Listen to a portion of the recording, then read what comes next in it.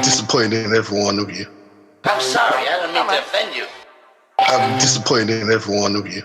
I kiss you on the mouth. No, I'm not cool with that. I'm sorry.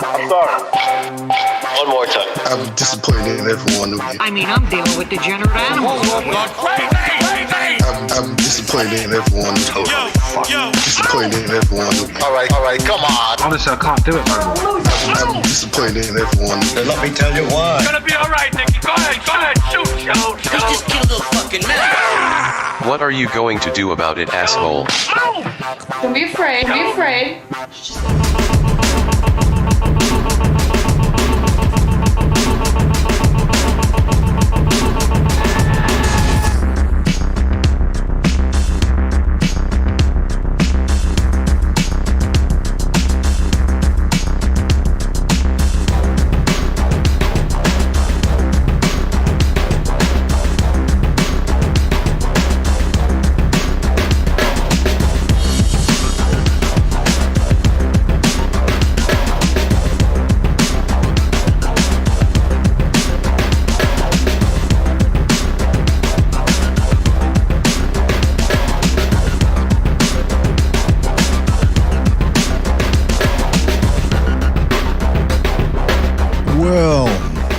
Welcome everybody to another video boxing podcast.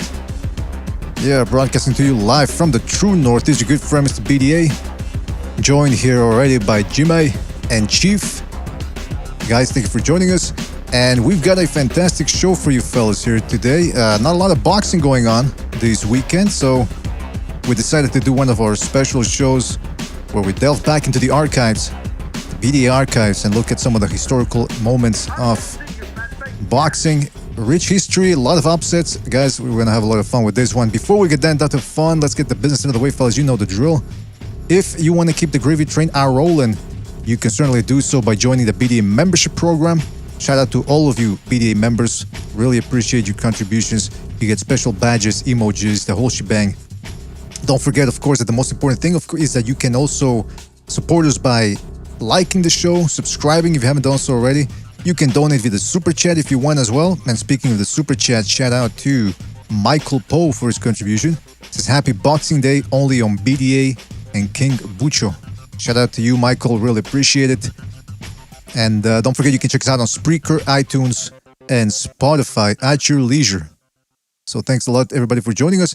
Shout out to everybody in the chat. Intergalactic, Southpaw 773, Don Ramon Champ, Mr. Straight 50, One Foot Out the Door, Felipe Percha, who else? Michael Poe, of course, the aforementioned Arkham inmate, Eparokua, MMA champ, Eric Gomez, Iceman, King Bucho in there as well, GB Guthrie, and many more people to come, I'm sure. Fellas, thank you for joining us. Really appreciate it. All right. So 2021 was the year of the upsets. And I think if we continue doing this feature 5-10 years down the road, we're going to be including some of the upsets that occurred last year. Nevertheless, a lot of upsets. Fellas, there's nothing quite like an upset in boxing. That's what keeps us attached to the sport. It's a surprise. It's unexpected. It makes us realize we don't know everything. And that's a good thing because it's a surprise. And sometimes they're good surprises. And so we're going to be taking a look at some of these upsets here. And I got Jimmy, Gonzalo, and Chief, like I said, joining us, fellas. Always appreciate having you on the panel.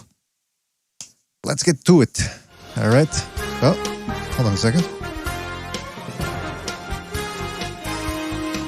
Shout out to Stephen Schneider for his contribution. He just joined the BDA membership program and has become an official sponsor.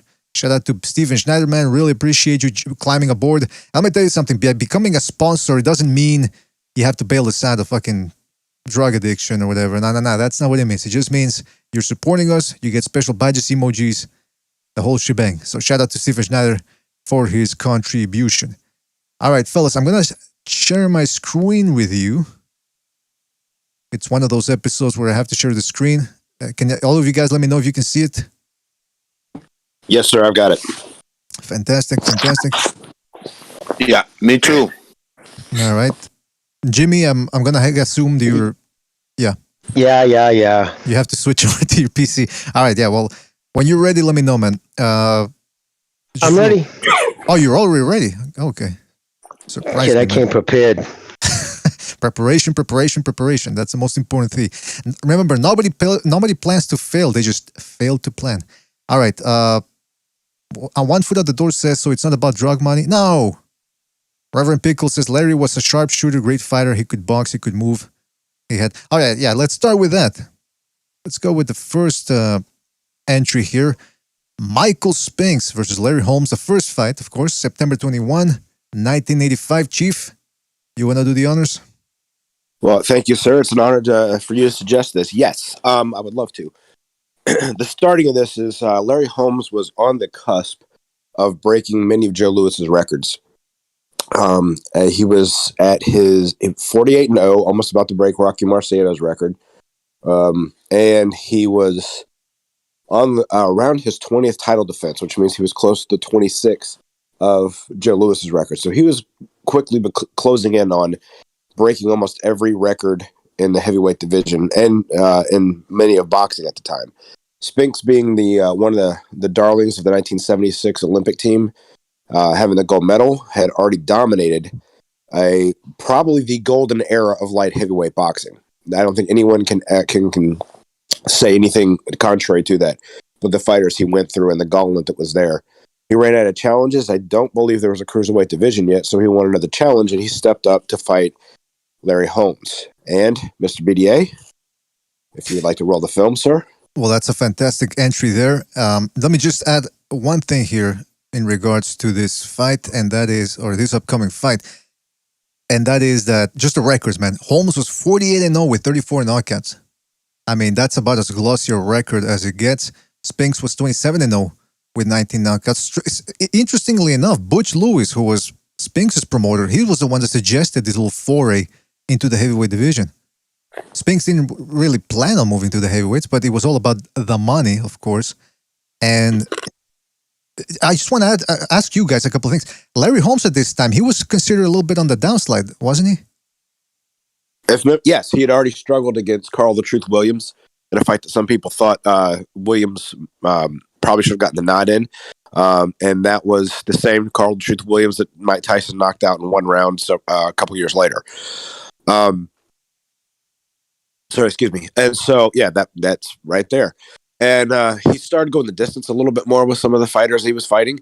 So, and like you said, he was up there in age. So he was due for being taken down, especially since he didn't get a title shot until he was 28, if memory serves. So this wasn't the prime Holmes. And there's many people out there that think that Holmes possibly should have won both of these fights. Yes, we're going to get to that. Absolutely, man. We're going to get to that. And another little detail that I want to add, this also had a little bit of a drama coming in because Leon Spinks, Michael's brother, had lost to Larry Holmes. Yes. And Michael had been one of the people who had thrown the towel in. Such was the severity of the beating his brother was taking. So there was an element of revenge here at play, an added bonus, if you will. And also, yes, absolutely correct. Last little detail, Michael came in here with Mikey Shieldstone. Now, a lot of people didn't know who Mikey Shieldstone. You what? I'm just laughing. I thought I heard you say I hate Mikey Shieldstone. No. I gave a little demonic laugh. Right. I mean, Mikey Shieldstone was a strength and conditioning coach. At the time, nobody knew who he was. Now, of course, people know him because of his work with Roy Jones and Bernard Hopkins. But at that time, people just didn't know much about him. Apparently, he made Michael do sprints, lift weights. And Larry Holmes said, look, he can eat the different food. He can lift weights. He's not a natural heavyweight. And I'm going to show you the difference. Also, I have an issue here of Ring Magazine where Michael Spinks talks about, he gives you the process through which you went through. He said in sparring, he was hurting heavyweights and that they were clinching a lot with him in sparring. In fact, he said he was sparring with Randall Tex Cobb, the legendary Chinmeister Tex Cobb. And he was, even Tex Cobb was weary of the power. So lets you know how Michael Spinks had actually transitioned the right way. And he said it was actually my fighting weight, 200 pounds. I mean, my fighting weight, my walking around weight. And Mikey Shieldstone said, we just added lean muscle mass. So, with that being said, let's get down to it. All right, so let's take a look at a couple of clips here. Fight started out, a little slowly. Larry Holmes trying to pump out that legendary jab. And Michael Spinks, though, had the skills. He was eating that jab early on, as you can see here. But by round 2, he was flashing his own jab and landing shots. Quick as a light heavyweight, he said. I was quick as a light heavyweight, but I hit like a heavyweight. Guys, jump in whenever you want to. That's completely correct. He had monstrous power at that weight. Well, look how big he is. Larry Holmes is 6'3".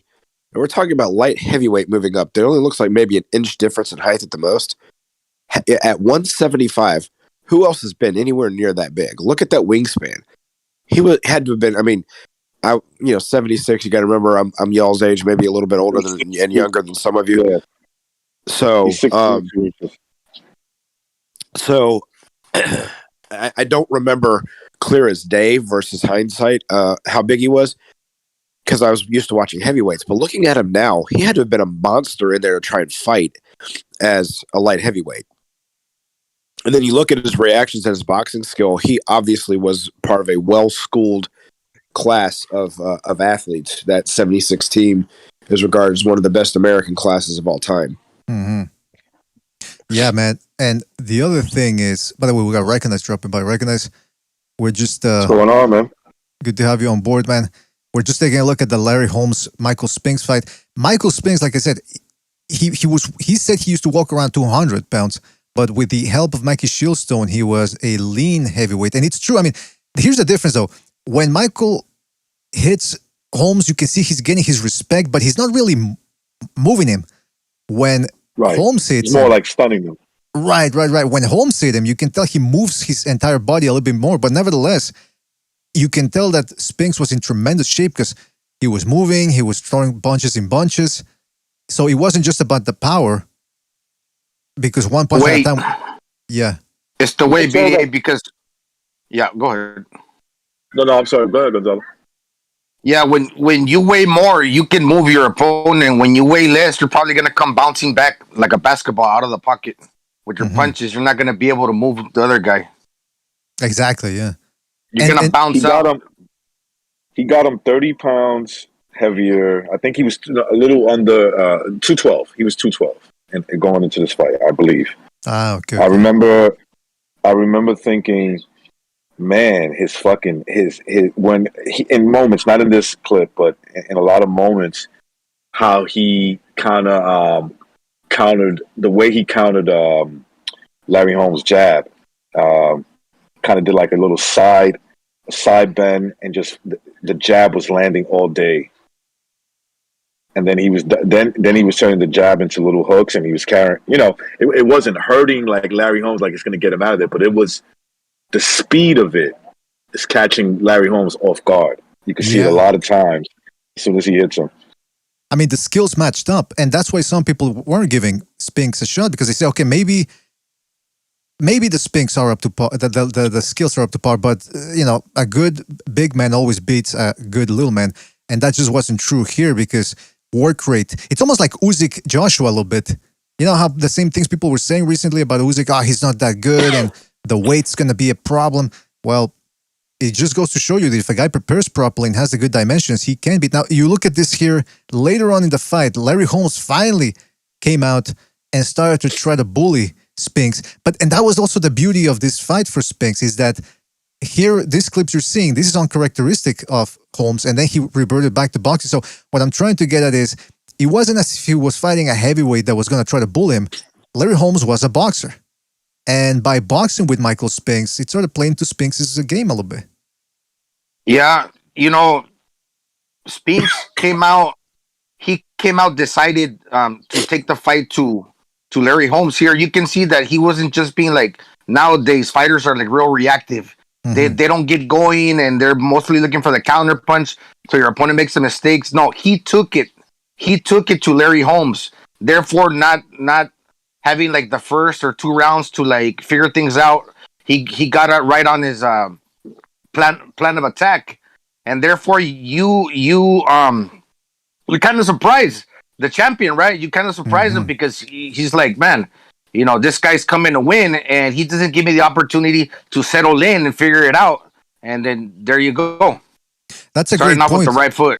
That's a great point. That's a great point, real quick, Gonzalo, because a lot of the pomp and circumstance coming to this fight was about Holmes reaching that legendary 49-0 record. Because, like I said, he was, what was he? 48-0 with 34 knockouts. So he was getting to the 49-0. They'd invited, apparently, Marciano's family to witness the event. I mean, it was, and Larry Holmes, everything he said leading up to this fight was indicative of a guy who thought it was going to be an easy night. Yeah. He's fighting a smaller guy. And you see in the fight, in moments, in a lot of moments, Spinks almost looks like he's in trouble, right? But he just keeps fighting back and standing his ground, which is the smart thing to do, and of course you got to be in great shape. You got to have great boxing skills. All that comes into play. But when you're fighting a heavyweight or a guy who's bigger than you, just put it that way, and he has a great jab, it's not in your best interest to keep fighting him backwards. You're just going to give him more leverage on his punches. Conditioning. Conditioning. Yep. And speaking of conditioning, you see it right here. Final punch stats, courtesy of HBO. Now, I didn't see the landed punches. I didn't see Spinks landing 318 shots. Maybe I was paying attention to something else. But I mean, if you're a heavy 200-pound guy, and you're hitting another man 318 times, you'd expect the other guy to look like the Elephant Man. So I guess I'd have to rewatch the fight and do my own punch count, which I'm not going to do, by the way, because who has the time? But yeah, a little strange. Nevertheless, he threw 697 punches. That's a lot, man, for a guy 200 pounds. And it's like Recognized said, when Holmes was starting to come on later in the fight, and he was coming on, what happens a lot of times, regardless of whether it's champion or challenger that comes on and the other guy loses, as the other guy's coming on, the other guy's backing off, or he's wilting, or something's happening. As Holmes was coming on, Spinks fought back. Mm-hmm. He didn't, even though Holmes was coming on, may have even been winning those rounds.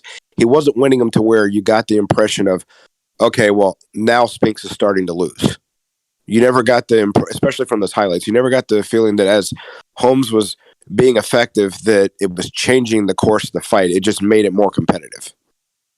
Exactly. Yeah, I mean, it's like I said, conditioning. He always fought back whenever he got hit with something, and he wasn't going to let the fight slip away from him.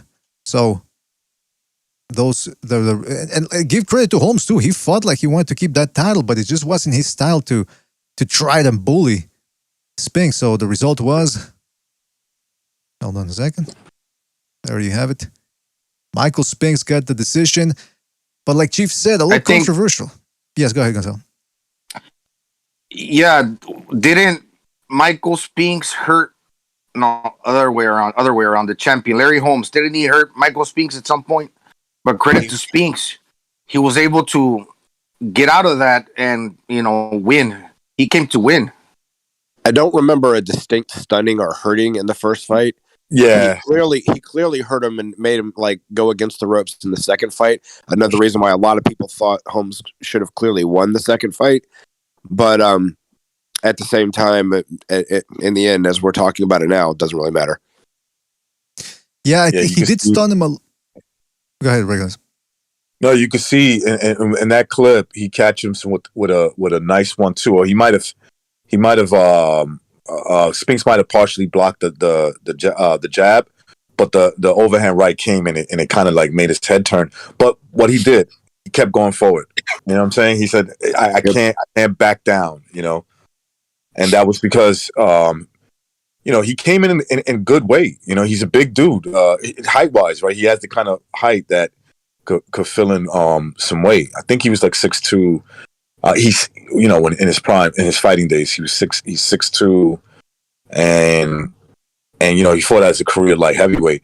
And a quick backstory of this. I mean, I don't know if you guys remember this, but Larry Holmes had beat the dog shit out of his brother going into this fight, bro. And we just talked about that, but go ahead. Okay. All right. Sorry, guys. I just wanted to there was no, but it's a good point. It's a good point to recall, because I mean, it's there was an element of revenge there to be able to pull off something so historic. I mean, you got to keep Spinks was there. Yeah. Oh, and to that point, recognize this was also no. It wasn't only going to mark Spinks's being the light heavyweight champion and the heavyweight champion, which is a historic mark, but it would also be that him and his brother would have been I think it's the first time two brothers had actually won the heavyweight championship of the world. That's right. That's right. Yeah. Well, I don't know if they were the first, but I have a feeling they were. I have a feeling they were the first two. What? Heavyweight champions? Both? Yeah, brothers. I can't think of any other time that two heavyweight champions had the same last name prior to that. So that has to be the first one. Well, maybe Sonny Liston and Bobby Liston, because Bobby Liston won the NABF title, I believe. I'm just making that shit up, by the way. Don't take me seriously. Bobby Liston. All right, so I was about to look it up. I was going to say, what is this? Did I miss that, Bobby Liston? Don't think Max anything Bear, I think, had a brother named Buddy. I don't know if it was his brother or his cousin. Buddy Bear fought Joe Louis twice and didn't win. So he deserved not to win with a name like Buddy. But all kidding aside, oh fuck, Chief, I forgot to ask you, man. Do you want to do also the outros to the fights, or? Oh, so the outros is the fact that Larry Holmes had a rematch, as we just discussed, came up short in a fight that many people thought that he won, and I believe he said something about in boxing in the interviews after either this fight or the next one. Rocky Marciano couldn't hold my jockstrap, and something about they can kiss me where the sun don't shine, meaning my big black behind. These are paraphrases or direct quotes that he said. He was very bitter about it, but took a little bit of a hiatus. Came back with no tune-up to fight Mike Tyson, where he got knocked out in the fourth round, if memory serves. Came back again and pulled off a huge upset against, a shocking upset. I won't say huge upset, against Ray Mercer to get him a shot at Evander Holyfield, which he lost that title. One more shot against Oliver McCall in a fight that I thought he won. And then that was pretty much the end of his title shots in the heavyweight division. Spinks had a defense. I don't remember who it was against. And then had another defense against Jerry Cooney, and he knocked out Cooney. And then he had the huge fight with Mike Tyson where he got stopped in 91 seconds. Now, I want to revisit that Tyson fight. What happened in that fight? What exactly? People say he was... He was just scared, deathless, man. You could just feel it in his energy. Well, and everything about him. I mean, he was way too far past his prime to be taken seriously. Because if you look at his physique in that fight and the physique in the Holmes fights, even though he trained his butt off for the Tyson fight, the definition wasn't there. He had two knee braces on, almost like Sergio Martinez did against Miguel Cotto. He wasn't going to win that fight if they let him have baseball bats at the end of each fist. He just, in addition to the fact that Recognize was right, he looked terrified. But his body just wasn't going to let him do anything in that fight. You know what? Yeah, I think he accomplished what he wanted to. BDA. He became the heavyweight champion, and I think he had like 2 title defenses, or 3 maybe. One of them was a rematch against Larry Holmes. I think he was pretty much done. Yeah, pretty much, and then just took the money. I believe that fight happened in the late 80s, like 88 or 89. Right. And he got a big payday. I mean, $12 million, I believe. Yeah, $12 million. Which was huge for a challenger. Yep. Yeah, I think he took, champions usually weren't getting about $12 million back then, and he ended up getting 12 as the challenger. That was enormous. Yeah, it wouldn't surprise me if he took a dive in this one. Considering everything he'd, like you said, he accomplished what he wanted to. He never actually wanted to be a heavyweight in the first place. And he took a dive mentally, yeah. Mentally, he was like, fuck this, man. If a dive was taken, it was mentally. I don't think any money was changed hands. I don't think anybody threatened him. I don't think he was talked into anything. I think he got in the ring. And this is the fight that Tyson made him wait for, like, I forget how long. Some people say, like, 10 minutes or so in the ring. It may not have been that long, but Tyson was in his locker room punching holes in the wall, supposedly. And during that time, he was warming up, and I guess Spinks just had time to think. And he kept thinking and kept thinking. He probably got a little cold, too. Like, his muscles probably weren't as warmed up. And then the next thing you know, he gets in the ring. He tried. You could see if we actually could show the footage of how nervous that energy was going against Mike, and he got hit with a body shot that buckled him. And I thought he got up. It was like, I can't win this fight. And Tyson goes in with 2 more shots, and that was it. Mm-hmm. Weren't they playing the Chains as an intro? The music, them Chains that like the Jason movie. Oh, the chainsaw, yeah. Maybe. Well, maybe, man. I know some guys. It's like chains rattling on the cement or something. Oh, I think Sounds so. real creepy. Yeah. I think so. But in any event, that was one of the biggest. That was the upset of 1985, I believe, by Ring Magazine. Now we go over to. Oh, I forgot to put the date here, but this was February. This was 2002, I believe, February 2002. This Juan Carlos Rubio,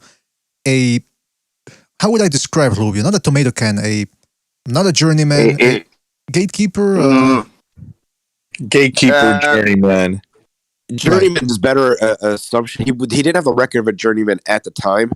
He kind of became one off of this. He was never a gatekeeper because a gatekeeper is a successful fighter at a B level that you have to get through to win a title. Right. And he was never that guy. Rugged dude. Yes, he was. Well, you know what? This is just a gem that nobody saw coming. Because Bajado was out of the 2000 Olympics with Jeff Lacey as just shipping all these guys out.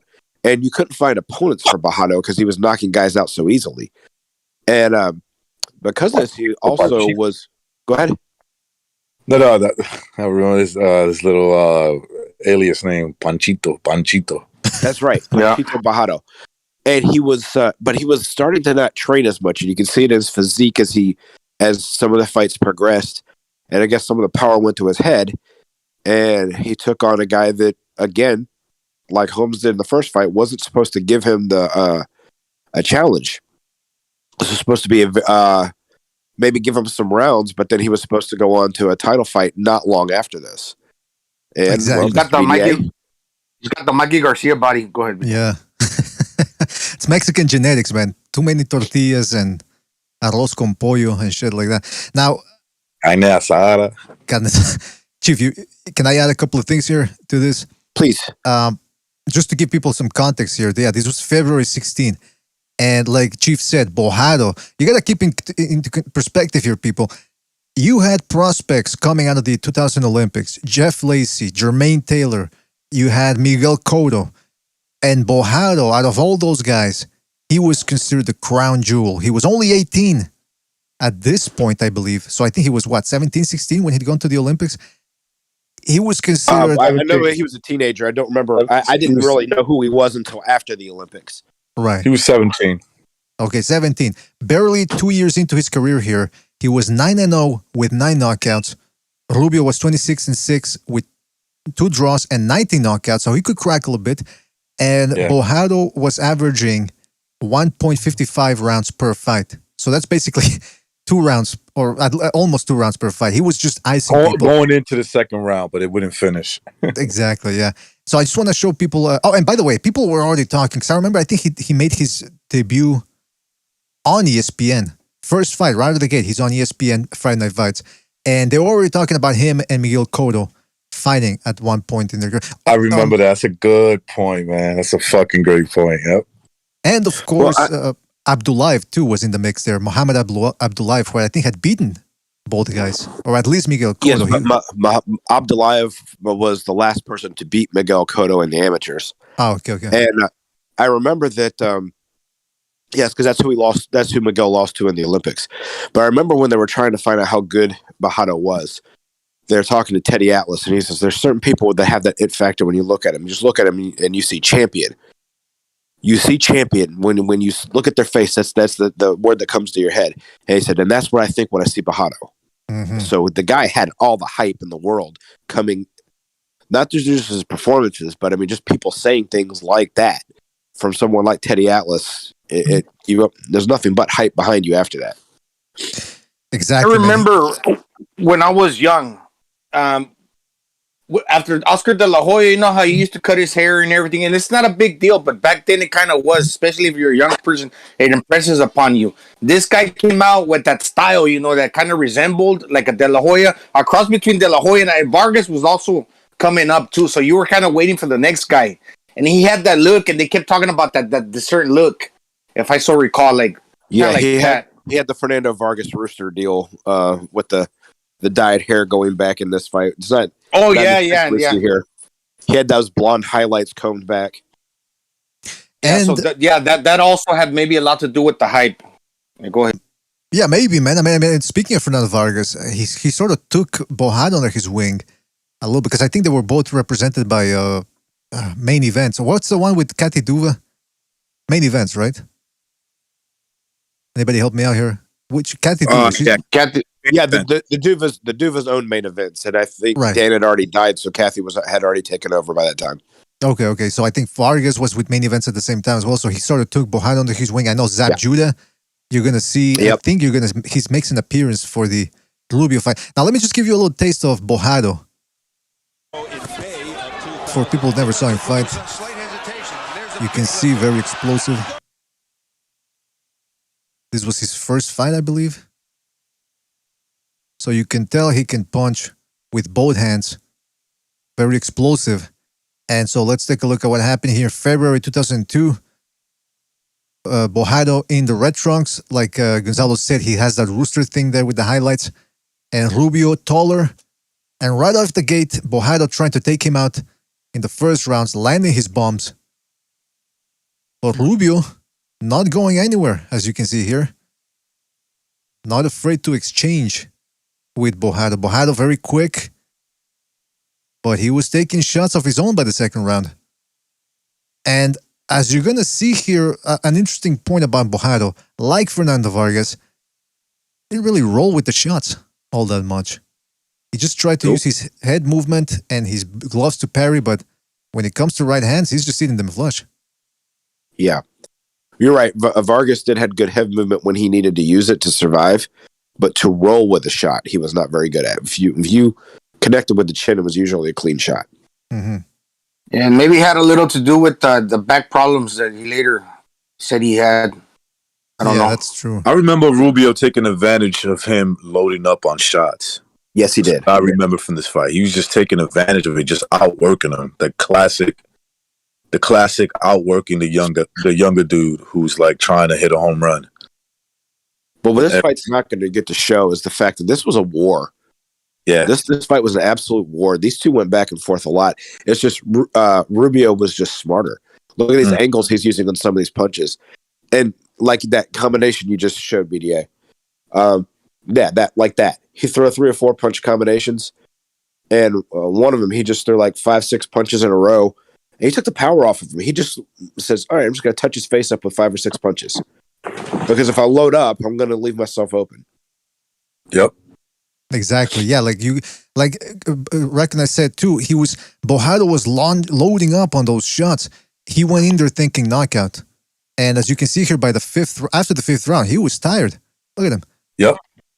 And like Chief said, Rubio, look at those combinations. Like he was a better fighter than these guys expected, I think. He might have lost. He might have lost at the age of 19. You know what I'm saying? He might have been like 19 at this point. You know, or maybe 18. You know, and he's like, he has no experience with guys that can just, last past 2 rounds, right? Great So point. he's like, well, he's in a world of what the fuck. I mean, he's trying, but you can also tell there's frustration, there's panic. He's Excellent tough point. that he didn't get, gassed out and stopped. But other than that, man, he just got exposed in this fight for being young. Yeah, and not experienced enough. Reminds me a little bit of Cambosos versus Lopez, right? Yes, that's a good comparison. Yep. On a lower level, but yes.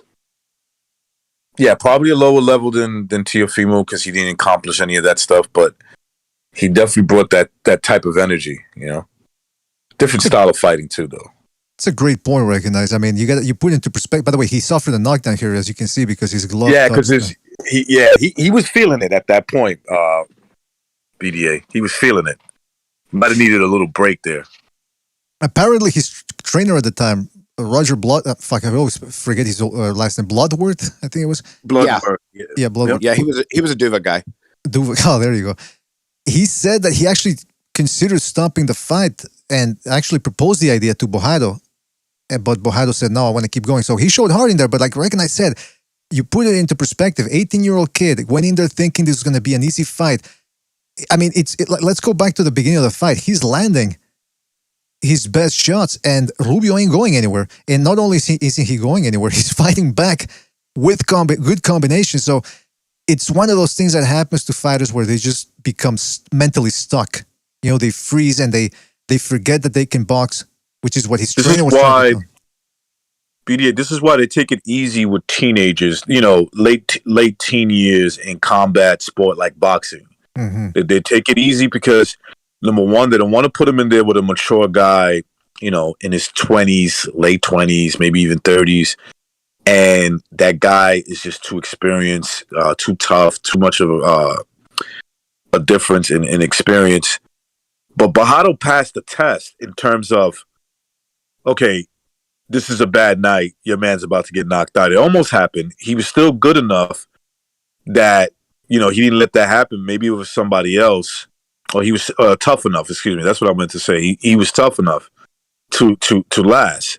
Because really, if you really think about it, guys like that made a mistake, you know, mistake in matchmaking, they usually pay for it by getting stopped. Exactly. That's what usually happens. This guy, he knows, from what I'm seeing now, he knew how to fight on the inside, how to throw punches, but he did not know how to defend himself. Mm-hmm. And it's basically he's in range where he's getting hit by this guy. What's his name? Rubio, or what's his name? I forgot. Rubio. Yeah, Rubio. He's in the mid distance. Like, remember when Mikey fought Errol? They told Mikey, get on his chest. Mm-hmm. And you know, like Julio Cesar Chavez maybe used to roll his weight, bend his waist and roll his neck. This guy's doing none of that. He's just like freezing in the mid distance where he's getting hit by one punch, and then he's getting hit by the second and the third, and he's just remaining there. Excellent point, Gonzalo, because remember, at the amateurs, he was well suited there with his speed and power and a little head movement, as we can see here. But, you know, when it comes to boxing, professional boxing, you got to go 12 rounds. You need the subtle art of defense, which is to roll with the shots, parry shots, like you said, know which distance to occupy depending on the fighter. And also, let's not forget, Rubio came in here in great condition. As you can see, he never stopped throwing shots, whereas Bojado was puffing and puffing by the 6th round. So it was a 10-rounder. Rubio, as you can see here, never stopped punching. Bojado tried to run out the clock as if he'd won the fight. And the result was... One more thing, BD. I think this is what Recognize was talking about. When you're young and inexperienced, it's like, okay, he was occupying the wrong space in the inside, like you mentioned. Mm-hmm. But when he got hit with the first punch and Rubio kept punching 3, 4, 5 punches, he was kind of stubborn in the sense that he probably could have like unfroze his brain and done something differently, but that inexperience just told him, hey, I'm just gonna stay there and do the same thing, and that pattern kept happening over and over, where maybe he could have corrected that, but he didn't. Mm-hmm. God knows why. Well, tired. He was tired, like I said, too. I mean, it's when guys are tired, they're just, you know, they can't really get that. Sure, Gonzalo's right. I'm pretty sure that in his mind, when that fight started to get the way it was, he was like, man, okay, I got to accept it. I'm not going to knock this guy out the way I knocked out these other dudes. I'm not going to bail myself out. I have to box or do something different, right? I got to do something different from just trying to, you know, maybe double jab, but now I can't do it. Exactly, I'm fucking tired. Yep. I think he did gas and it wasn't because of the pace of the fight. His weight, and part of it could be when his age caught up to him because he was so young.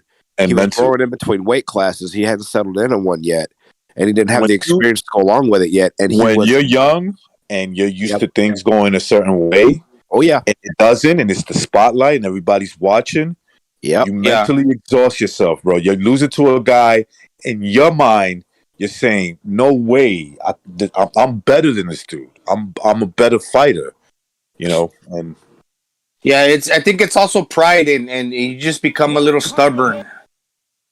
Yeah, I think so. I think that's what happened. And let's not forget, he's a guy that throws fast punches with power. If you're hitting a guy and he's not going anywhere, it's almost like missing a shot. It takes something out of you too. So you're right. With poor conditioning, with the fact that Rubio was there to fight, he ended up absorbing the first loss of his career. By the way, like I keep saying, 2001 was the year of the upsets, and this was the beginning of 2002.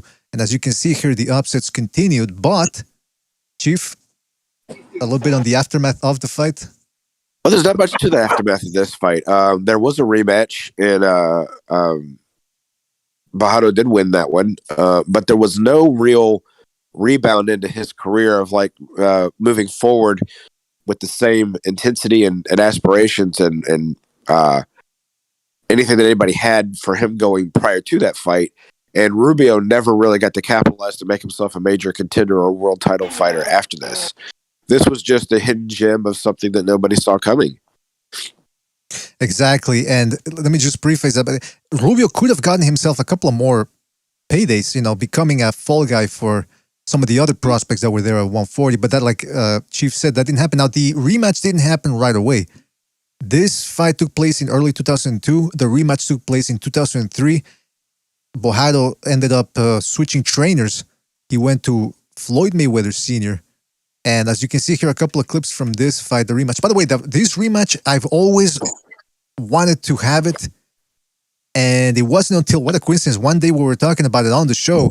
And 2 days later, a channel, I don't know if he wants me to say the name or not, because maybe sometimes, these guys are afraid of having their channels taken down, but he put the fight up. So I don't know if he was listening or not, or if it's just divine providence, but nevertheless, you can see the rematch on YouTube.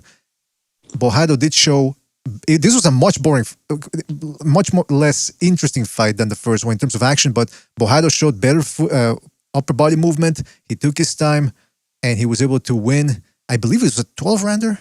I don't know if it was a 10-rounder or a 12-rounder. If you look at him, he's also in much better shape because neither guy's as thick as Bojado was in that first fight in the rematch. Neither one of those guys are as thick as he was in that fight. Mm-hmm. And he cut his hair. He's moving his head too. Exactly, Gonzalo. And he cut his hair. That fucking stupid haircut he had before it was gone. The problem, like Chief said, was Bojado, he sort of got exposed in the Rubio fight as a guy that just didn't really want it that badly enough. He continued winning fights up until 2005. Then he ran into Jesse James Leija. He dropped Leija early on, but then just stopped throwing shots and ended up getting outworked by Leija. Took a bit of I think 3-year layoff, came back and lost to Stevie Forbes, and then that was it. I think 2008, 2009. No, actually 2007, I think. That was his last fight. So we're never going to see Francisco Bojado again in the ring, but, tremendous talent. Hey, at least he was able to fight in the Olympics. He got a couple of good televised fights. It's better than most people would actually, out of the thousands of boxers that compete every day, that try to become something, he created his own little slice of success in there. But compared to what people were saying that he was going to be able to accomplish, certainly didn't live up to the hype.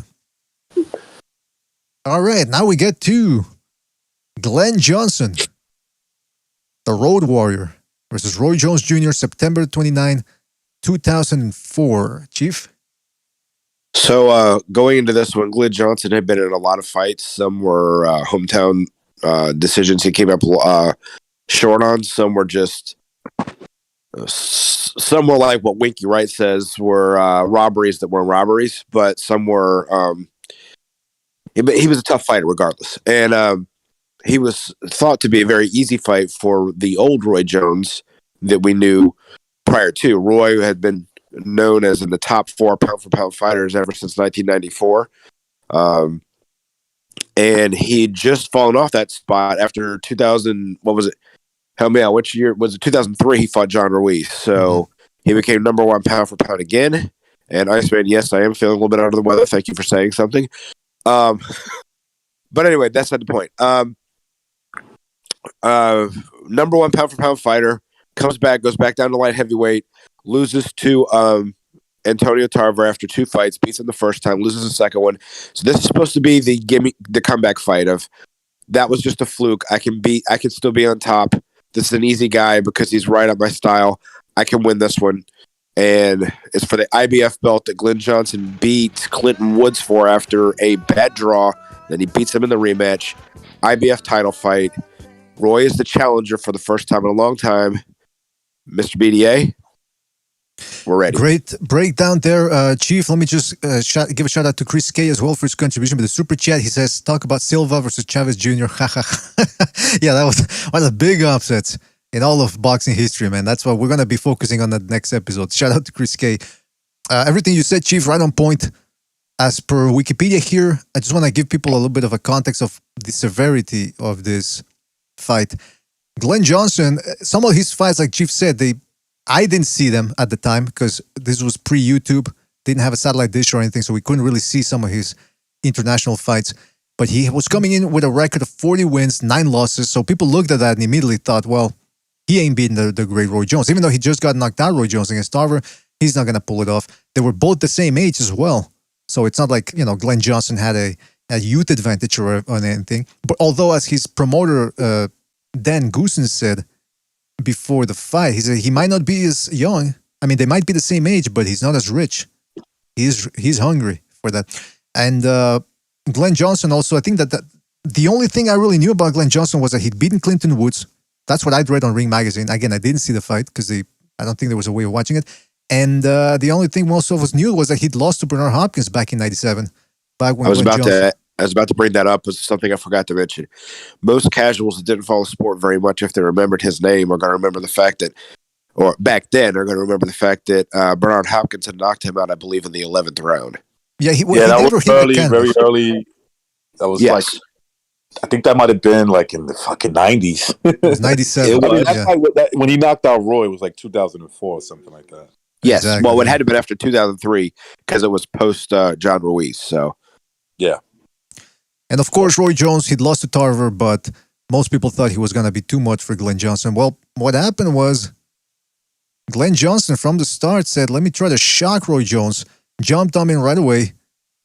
Something not a lot of people tried at the time because Roy Jones was so fast. Then Roy Jones, once he started settling in, he started trying to get him to the body. Smart tactic from Roy Jones, a veteran at this point. He'd seen all types of styles. He said, okay, you want to jump in on me? I'm going to try to deter you from doing that with body shots. But as you can see here, Glen Johnson never stopped. I think he threw 80-something shots in the first round. Look at him here, just trying to hit whatever he could. You could tell Roy was shot at this point. I know why you said that. You and I have both said off record on our offline conversations that Floyd, when he first came on, tried to mimic Roy Jones. I won't say tried to mimic, but they had similar styles. I mean, let me put it as effectively without, slighting either guy. If you look, Roy just isn't nearly as fast as he was, and he can see a lot of his punches coming. He just can't do anything to stop him. Yeah. He was a shot fighter here. He still had enough overall experience to pull off wins after this fight, but he just couldn't block the shots anymore. He couldn't roll with him. He just did not have the reaction time anymore. Whether that was due to all the weight loss, let me finish real quick. The weight loss of the John Ruiz fight of taking those 20 pounds off in those 2 tough fights with Tarver afterwards or not, we don't know, but his reaction time just was demonstratively lower than what it ever was in his prime. Good, Gonzo?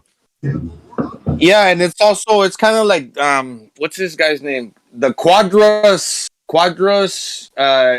Estrada fight that we just saw about 2 years ago, a year and a half ago. Just this little comparison. When you jump on somebody, like here, Roy Jones might not be at his best, but, probably if you would have gave him 2 or 3 rounds to warm up and get him going, he might have thrown a shot here and there where the shot would have still been like quick. But since he didn't get a chance to get going, man, he's feeling a little surprised here, right? Right. Yeah, man. I mean, it's. I'm gonna have to go ahead and disagree about Roy being shot, but before we do, I want to bring Stu in. Stu just dropped by. Stu, are you there? Stu. All right, I guess he'll join us here. I just want to say, look, listen. Obviously, Roy Jones was past it at this point. I mean, past his peak, he was 35. But I mean, even though he was drained against Tarver, he still beat him. He was still as fast as ever in the rematch as well. Of course, I will agree, his reflexes weren't all there. I just think, what happened was? I think it was the style matchup. This Glen Johnson just wasn't going anywhere. I mean, because you can see here, Roy Jones was hitting him with shots coming in. I find it impossible. But Glen just wasn't going anywhere. It was just Glen Johnson's night, I believe. I'm not going to take that away from your opinion there, but it's look at how Roy can't keep his hands up to block anymore. Look how he can't roll with anything anymore. Look how he can barely counter effectively. All these things he could do with his eyes closed back in his prime. So if I said shot fighter, that may have been a bit of a drastic overstatement. He was worlds diminished from what he was when he fought James Toney. Right.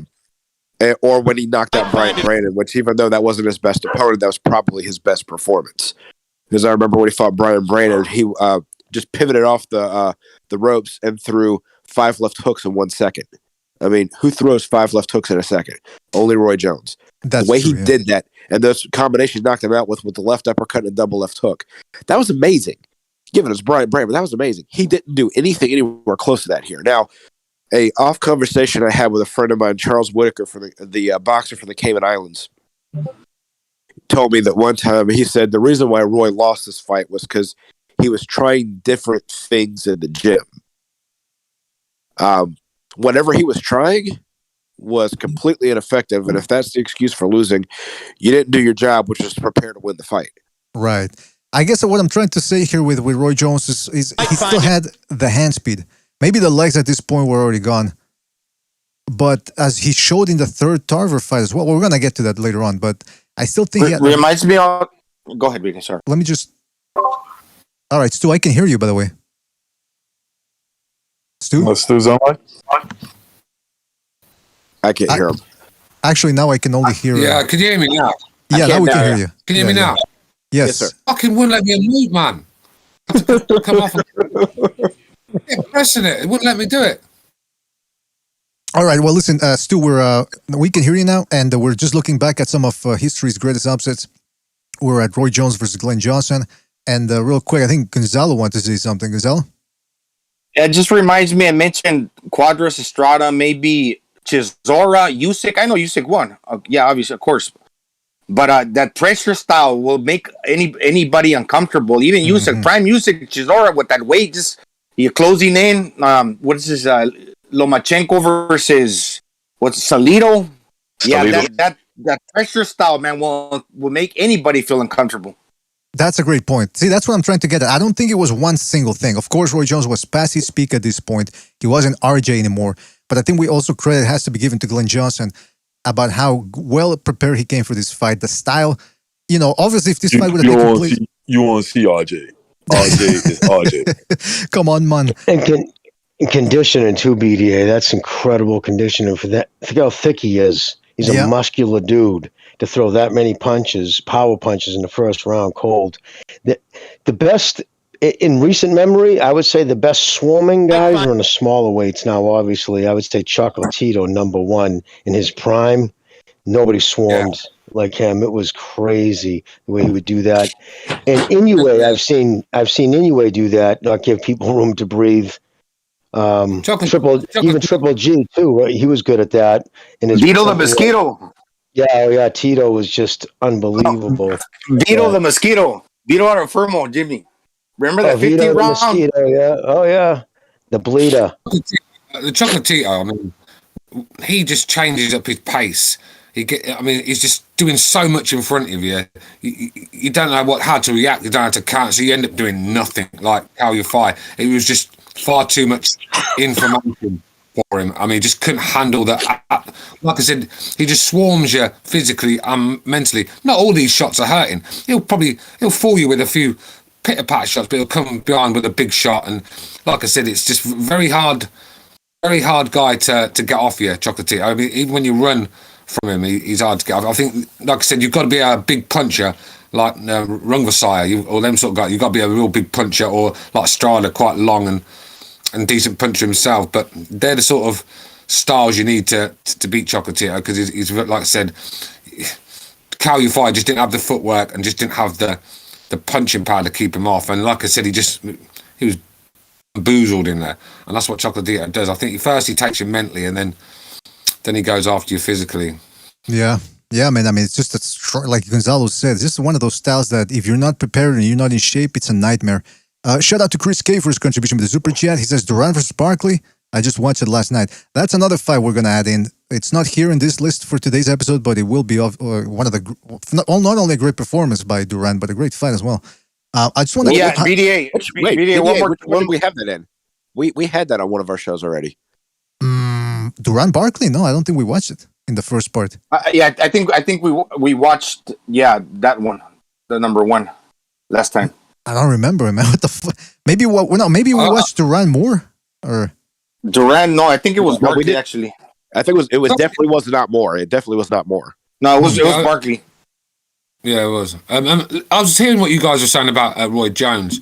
I think the problem with Roy Jones is he was an ambush fighter.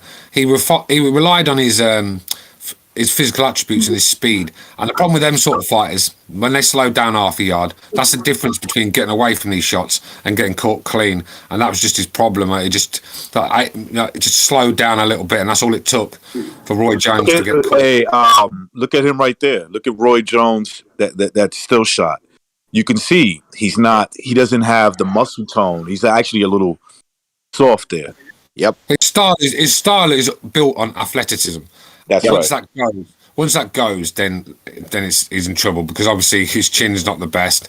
The reason he wasn't getting knocked out the early days because people couldn't hit him, the speed and like I said, you slow down a half a yard when you fight like that. It's all well and good when you're in your prime, you look amazing, but when you start slowing down that half a yard, then these guys start catching up to you, and that's why he's getting knocked out. I mean, because with Glen Johnson, you've got to. He's another one. You have to have real good punching power to get his respect. Like Froch hit him with the kitchen sink, but he's a big puncher, Froch, as well, and that's how he had to deal with Glen Johnson. And even still, Glen Johnson was coming forward, but he was stopping him in his tracks because he was getting caught with big shots from Froch. I don't think Jones had that punching power at that weight. Do you know what I mean? And that was his problem. Just couldn't get away from him. Yeah, that's true. But also this style that Glen Johnson used to have, we see some pressure here, like that swarming type of style. Then he had like a lot of losses, maybe over 10, maybe 13, similar to, like I mentioned Chisora, then I mentioned with Salido. A lot of guys think those guys, they're bums or they're not that good, but they're ex-world champions, Salido and Glen Johnson were. But Chisora also kind of the same style, that it will trouble anybody. On a good night for him and on a bad night for your opponent, they will win. Yeah. And if they're smart, remember that. I'm sorry, BDA, go ahead. If they're smart, they work on that defense. And I just want to show you real quick here another factor why Roy Jones lost.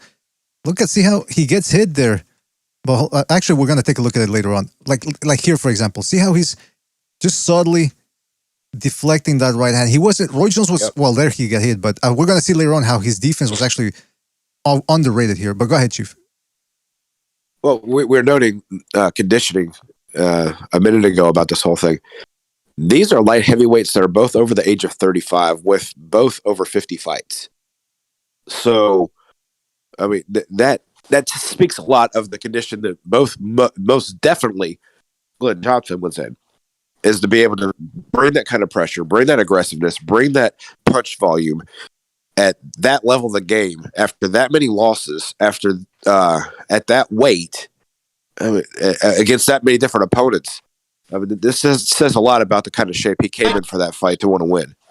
Speaking of shape, that was Glen Johnson was in shape. And I remember distinctly, like Reckon I said, looking at Roy Jones here, obviously it's not the best quality here, HD or anything, but I remember thinking he doesn't look like he did in the second Tarver fight. He looks like he did in the first Tarver fight. Yeah, in the first Tarver fight. Yeah, right. He lacked definition here. And I think also that's another factor. I think he took Glen Johnson lightly, like most people did. To look sickly almost, right? That's what happens when you're so muscle toned, and then you start dropping that tone.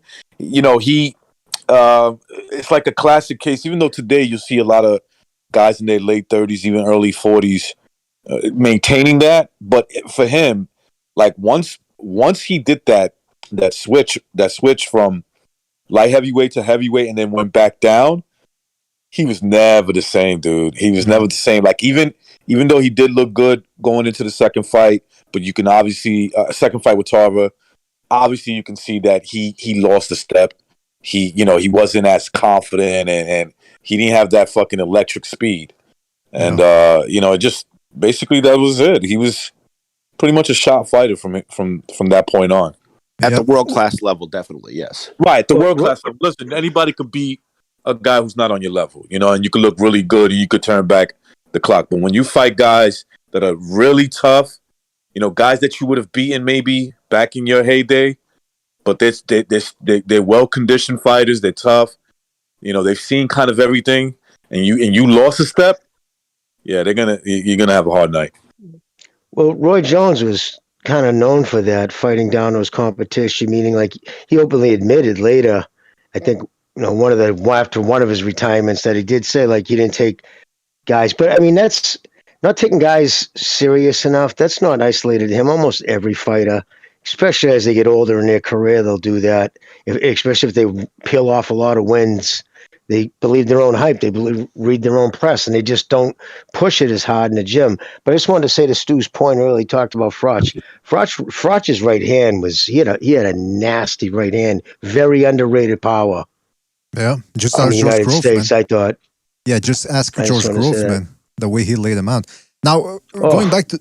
That was sick. He beat the brakes off Butte. Butte was getting bounced around like fucking Tina Turner when she was with Ike.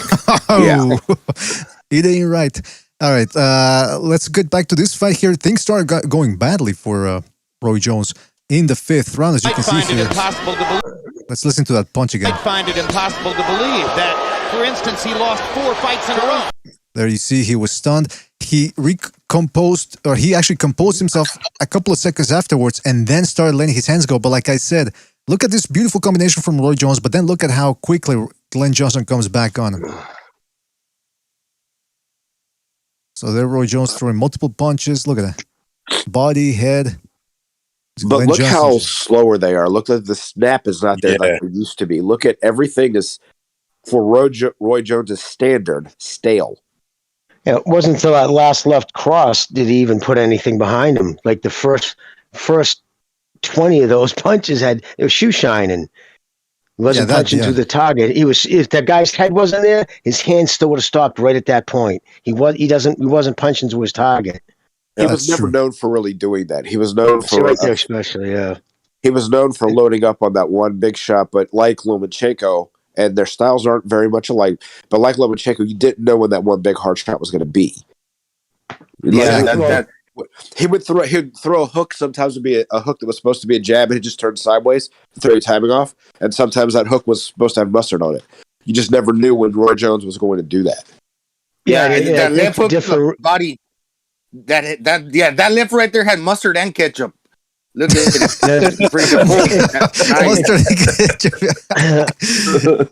But I would say for 2 different reasons too. Lomachenko does that to hide his punches. You know what I mean? Off speed, he'll throw so you don't get used to it. Where Roy's much more of a showman. You know what I mean? Like he fights more to the audience. You know what I mean? Like that's shoe shines. Especially remember he wasn't a lot of guys who did it as well as he did. I mean, he was great at his heyday.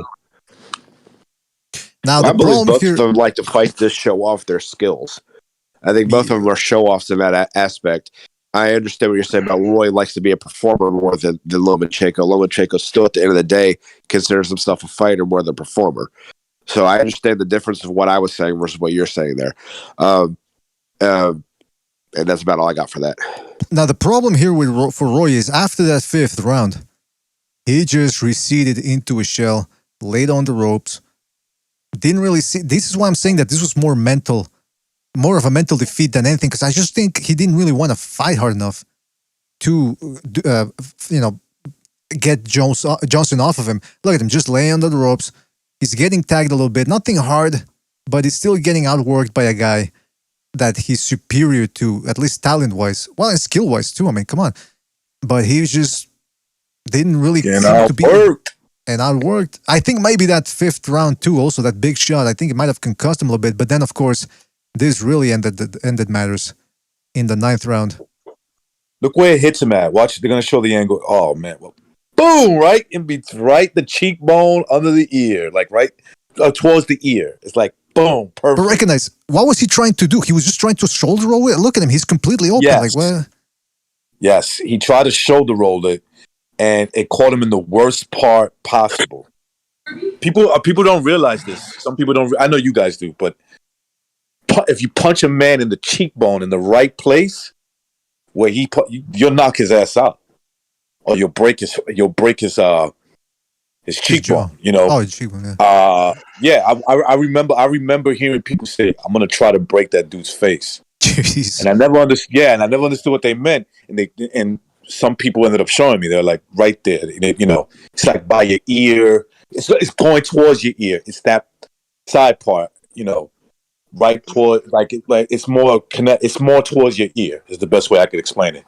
You hit a man there hard, you're knocking him the fuck out. And but not only that, I don't think that was Johnson's target. You get what I'm saying? He was just trying to throw though. He turned when he rolled with it. He kind of set up that punch on himself, and Glen Johnson, you know, lands it, and that's it. He's out. It looked very much like it was supposed to be an overhand right, and then turned into a left hook. But the right hand landed, and landed hard. And if you go it all the way through, bam, that hit hard enough to where now he's still got to follow through with the left hook. But I think it was supposed to be actually an overhand right left hook, and the left hook was supposed to be really the finishing punch. Yeah, and I also think it bears mentioning that here you see he's out. Right there, he was out. He's out right there. And he's out, but he's conscious. It's not completely out, but this here, the way he falls, look at him, how he bounces off the canvas, his head.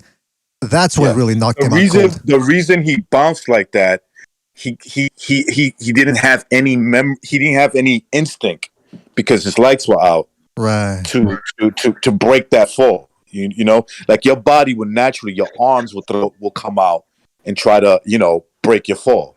Right. Yep. Yeah. Just like when somebody gets shot in the head, like there's plenty of videos out there that it's crazy. Their bodies just crumble because it's like that. The lights just get shut off and then just gravity takes over. And whatever way your weight was going, that's the way you're going down. Nothing to break. Yeah, it's nuts. That's a bad fall, man. Look at that. Boom. See how he also can... Sometimes that can wake you up, but this is not that case. Yeah, it definitely wasn't the case. Actually, I remember thinking, whoa, he's not getting up. He spent a good 5 minutes on the ground. Like Tommy Morrison versus Razor Reddick. When Razor Reddick hit the deck, that's what woke him up. Yeah, that was. That's weird though. Is that first right hand hit him at a weird angle, coming down with his forearm. Didn't even have all his weight behind it. If you know something, I think he was trying to. What Johnson was trying to do, he was trying to throw his overhand right, catch him, you know, square in the face, eye, nose, mouth. When he tried to roll with it, it hit him in the worst possible spot. Yeah, exactly. It's like because it's like it's like it's coming across as an arm punch right there. Look at his waist is even spinning with the punch. See, it's just like he waved it across and it connected sooner than it wasn't extended. Take your fist. This is what I'll tell you about. Take your fist, punch that cheekbone right by your ear. Right by your ear. It's next to your ear. Just tap it and you'll see. Well, you have your sac behind your ear of fluid, and that's your equilibrium, and you punch it, and it vibrates that fluid, and it can send you fucking what? All right, for instance, Plant. Remember the jog he took across the ring because that fluid was fucking all over the place. Okay, yeah. When you go out though, the best spot to put somebody's lights out, like obviously right on the button. That's why they call it the button, right at the end of the chin, because it stretches the jaw muscle the hardest. It's like using a crowbar, you know what I mean, to get extra pressure. So the jaw that's held in by all the tendons and everything into your brain bucket. The chin, when you hit it there, it just stretches the ligaments further, snapping your head and your brain. That's why it shuts the lights off so quick. But when you hit by the ear, though, yeah. I'm sorry. What? Can I hear? Well, hold on, Chief. Go ahead. And so when the chin meets the shoulder, it's usually lights out. Yeah, that's right. All right, so Chief, this ended in the 9th round. Coincidentally, this was the week after De La Hoya. I think this was the week after De La Hoya Trinidad, which ended in the 9th round as well, I think. No. Wait, you said De La Hoya? I'm sorry, De La Hoya Hopkins. Excuse me, De La Hoya Hopkins. Hopkins, yeah. Ended in the 9th round as well, I think. So it was 2 straight big fights that ended in the 9th round. But right, De La Hoya and Hopkins was on Mexican. What is it called? Mexican Independence or Mexican something? Independence Week. Yeah, I think so. Yeah. Yeah, and that one happened the week after. Mexican Independence is in September, and That's right. Cinco de Mayo is the other one. So May, yep, Cinco de Mayo. Celebration of a battle. Yeah. Well, Chief, the aftermath here. We got Glen Johnson Tarver. All right, y'all can hear me good? Yes. Tarver pulled off. Johnson pulled off the upset, bro. He looks like Mike Tyson right there. Glen Hello? Johnson. Chief, are you there? Can you hear me? Yes. Okay. Aftermath is Roy Jones never was a world title caliber fighter again, even though he got Kazagi. He had ups and downs against lesser opponents, but nothing big. Glen Johnson ended up having two nice wars with Antonio Tarver. Both could have gone either way. A third fight was definitely mandated, in my opinion, but never came about. And after his second loss to Tarver, he became kind of a gatekeeper. Yeah, I mean, neither guy ever attained. Well, I mean, Glen Johnson ended up having a good little run himself. I mean, he did upset Alan Green again when he entered the super middleweight tournament, and he also gave Carl Froch, like Stu said earlier, a heck of a fight. But it was really that Tarver fight. This 2004 year for Glen Johnson was the highlight of his career. He won Fighter of the Year awards because he fought 3 times that year. He beat Clinton Woods in England, he beat Roy Jones, and then he beat Tarver. Although that first Tarver fight, Tarver didn't show up in the greatest of shape either. So he's overlooked. Even though he knew what Glen Johnson was capable of, he still showed up out of shape. And even then, I still think Tarver, you could make the argument Tarver won that fight. Nevertheless. Yeah, it was close. I remember that. It was a close fight, man.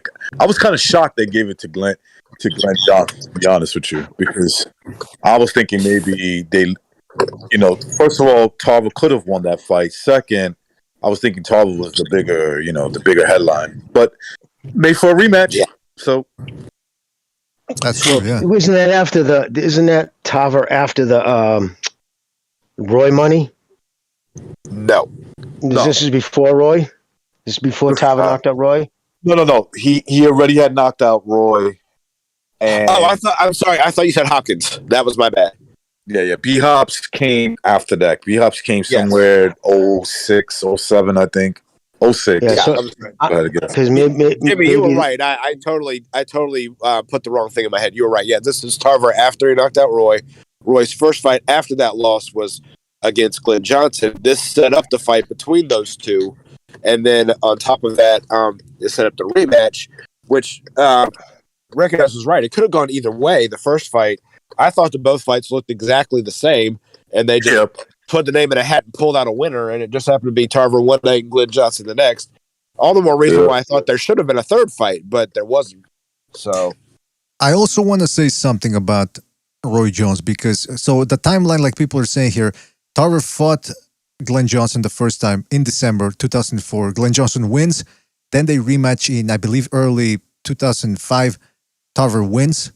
And then later on that year in October 2005, he fights Roy Jones for a third time. Again, Roy Jones had not fought since the Glen Johnson fight. No tune-ups, no nothing. As you can see, he was coming off 2 straight knockout losses, right? Coming off 2 straight knockout losses, and a year off. And a year off, yeah. So this is photograph indicative of what happened in the fight. A lot of nothing. Both guys fighting off the back foot, or jabbing off the back seat, as they say. Neither really. Dude, at one point, he hurts Roy.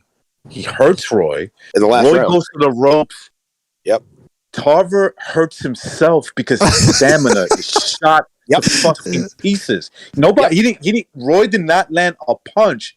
And go look at Tarver's face. He was about to collapse. It was the stupidest thing ever. I was like, what the fuck? Didn't he fall right into the ropes and collapse right on top of the ropes? Yeah, that was he falls right into the ropes without Roy touching him. Not at all. You're right. I remember that. That was the 11th round. So what won Roy the first fight was he would throw a jab and then a right hand to the body. So Tarver would come out for the first 30 seconds of each round and the last 10 seconds of each round. So not even a minute of each round. And he'd throw a bunch of punches, and a lot of them kept Roy against the ropes, and some of them landed and did some damage. But Roy covered up a lot. But for the rest of the 2 minutes and 45 seconds of the round, Roy would stand there and throw a jab to the head and a right hand to the body. And he would do that over every 3 to 5 seconds, he'd do that.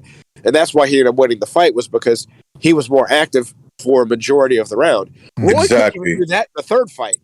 Dude, Roy Jones could have beat this dude if he wasn't fucking scared shitless. Exactly. That's what I took away from that fight.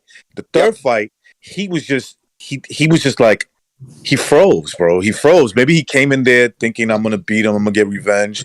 But once he was inside the ring, dude, he was. And the post-fight interview, Roy was terrible, bro. I forgot what he said exactly. Recognize, man. I would like to do a video. I think somebody already did. I could be wrong, but this third fight, like you said, I remember walking away thinking, Roy let that one slip away, man. First of all, let me just say this. I went to the fight, and Butch can attest to this. We went to a bar, which is sadly now closed, which is the best bar to watch fights here in Montreal. It was jam-packed, man. And this was Roy Jones, who for a long time, he was considered the best fighter in the world, but he wasn't really a moneymaker or a ticket seller in that sense. Right. This fight, the bar was packed, man. And like you said, he hadn't fought in over a year. His last 2 fights had a knockout losses, and still people wanted to see him. He was like, he could have made something. This could have been a great return. Chief, please mute yourself, man, because I hear you. I think we're good. I think I heard a wrench in there. But anyway. I thought he was working on something. Roy Jones in the 5th round. First of all, in the beginning of the fight, the prelims, people are fighting, blah, blah, blah. All of a sudden, he comes out into the crowd and just stands there. And even, I think it was Larry Merchant or Jim Blampley said, that's bizarre. That's uncharacteristic of Roy Jones. Then he's got people singing. Bro. He's got people singing in the back in the dressing room. He brings back his father, by the way, whom he hadn't talked to in years, brings him into the corner to train him for this fight. That's what he said, yes. He had the nerves to say he didn't want to win that fight because he didn't want to give credit to his dad. Exactly. You motherfucker. You lost that fight because you were shook, bro. We paid $70. Tell the truth. It's not wrong. It was pay-per-view. It was pay-per-view, and he's admitting he didn't give it his all. I mean, come on. Listen. I don't walk in his shoes, right? I've never been knocked out in my 30s for sure. I've never been. So they say that men, as they get older, when they suffer a traumatized experience like that, because getting knocked out cold is exactly that. Dude, you're almost dead, basically. You know what I'm saying? Like, you're basically, you didn't go to sleep on purpose, right? You're on sleep because somebody put you to sleep. So who knows? But for him to be like, I didn't want to win that fight because I didn't want to give credit to my dad. Get the fuck out of here! You lucky your dad. Hold on. You're lucky your dad loved you the way he did, motherfucker. Like you need to be kissing his feet because you would have never made it to that point if he wasn't the way he was. And to piggyback off of that in a way, I think that the people that still sided with Roy and used that as the reason on why he quote unquote threw that fight. They didn't say he threw the fight, but validate the fact that that's why he didn't win are the same ones that end up finding some person to breed with and end up raising the Floyd fans that have absorbed everything that Floyd ever said in his career. Roy was an amazing fighter, but Roy did not fight Chris Eubank. He did not fight Nigel Benn. He never offered them fights. He never fought Darius Mikulcheski. He never offered them fights. He then goes on to say he turned down the fight with Buster Douglas because his dad told him not to take it. His dad, who he hadn't talked to in years, told him not to take the fight. And then Douglas got knocked out in one round in his very next fight. He's such a walking conflict. Wait, you said Buster Douglas? Did you say Buster Douglas? Yeah, they were going to fight. When Roy was going to make this jump to heavyweight back in 1995. And when Buster Douglas came out of retirement, they were going to make a fight for that. Right. But his dad said, supposedly, allegedly, his dad told him, don't take that fight. So he didn't. And then Douglas got knocked out by a journeyman in one round in his very next fight. Gotcha. And Roy was going to be getting like a record million for his career at that time, mind you. I think he was anywhere between 6 to 10 million guarantee plus back end money. So this would have been the biggest fight of his career against a shot heavyweight, but he supposedly didn't take the fight because his dad told him not to. But then he turns around and loses to Tarver on purpose because he didn't want to give his dad credit for the victory. Now, if you believe all of this, Like anybody could see through that. That's just bullshit. Like Look, no. he was an amazing fighter who is still, when it comes time for honesty and salesmanship, was a used car dealer. Yeah, that's a great way of putting it. He was getting that HBO money. They were coddling him at the time. Which was good. Which was good if you think about it. It was good money. He was getting something like I think it was like he signed a 3-year or 5-year deal at $50 million. It was with a certain amount of fights within those, 5 years. I don't remember in like the total the exact number. But my point is, I think he was calm with that. He was fine with that and picking his own fights, and then taking a little risk by fighting John Ruiz, the weakest heavyweight, the smaller heavyweight champion at that time. A guy, let's face it, he knew he could beat him, right? But after that, basically, if you look at it, if Roy was going to have this kind of issues, maybe the best thing would have been for Roy was just to retire. Yeah. See if he could get a big money fight with like Mike Tyson. Because I remember he was even talking about that. Mike Tyson, Vander Holyfield. He wanted no parts of James Toney because James Toney had just beat the shit out of him. He just washed Roy's big money fight right out the window when he beat the crap out of Vander Holyfield and stopped him. Yeah. And Roy did not want that. Roy did not want a rematch. Roy was already well down the hill by that time Tony beat Vander Holyfield. What year was that? 2003? If my memory serves me right? It may have been, but it was already after, if memory serves, it was already after this stuff happened with Roy. With I don't think so. Well, you know what? I'm gonna take you at that for the moment, and we'll go research it and recognize that I will verify that at another time. Well, listen, that was one upset right there, the great Roy Jones. Now we move on to Ken Norton versus Muhammad Ali, March 31, 1973. Muhammad Ali. So Muhammad Ali had been already heavyweight champion of the world and had been suspended for 3 years due to political events that, well, we know what they are. Most of us do anyway. Come out of retirement and got a shot, after several fights, got a shot against Joe Frazier in what was called the fight of the century, which, in my opinion, lived up to that billing, where he came up short. And now he's trying to earn a way to get verify and corner the market to where he has to get another title shot, because everyone knew that Joe Frazier wasn't going to fight him again unless he had to. So he takes on this fringe contender who was a pretty big, strong guy and unknown at the time, named Ken Norton. As much as I know about boxing, I don't remember much about Ken Norton's career prior to that. He himself, though, said that a gourmet meal between he and his son before he fought Muhammad Ali was splitting a hot dog. So he was a prior Marine, got out of the Marines, became a professional fighter, was raising a son on his own, and decided that his Rocky Balboa moment of changing his life was fighting Muhammad Ali. And what he had going in his favor was two things. One, pressure style of a really competent fighter with a good trainer can give a freestyle, fancy style trouble and pull off wins when they're determined enough to execute, i.e. Joe Frazier against Muhammad Ali, Carmen Basilio and Gene Fulmer and Randy Turpin against Sugar Ray Robinson. And almost until he got knocked out via disqualification, Montel Griffin was doing against Roy Jones. What do some of these guys have in common? Eddie Futch. And Eddie Futch was training Ken Norton.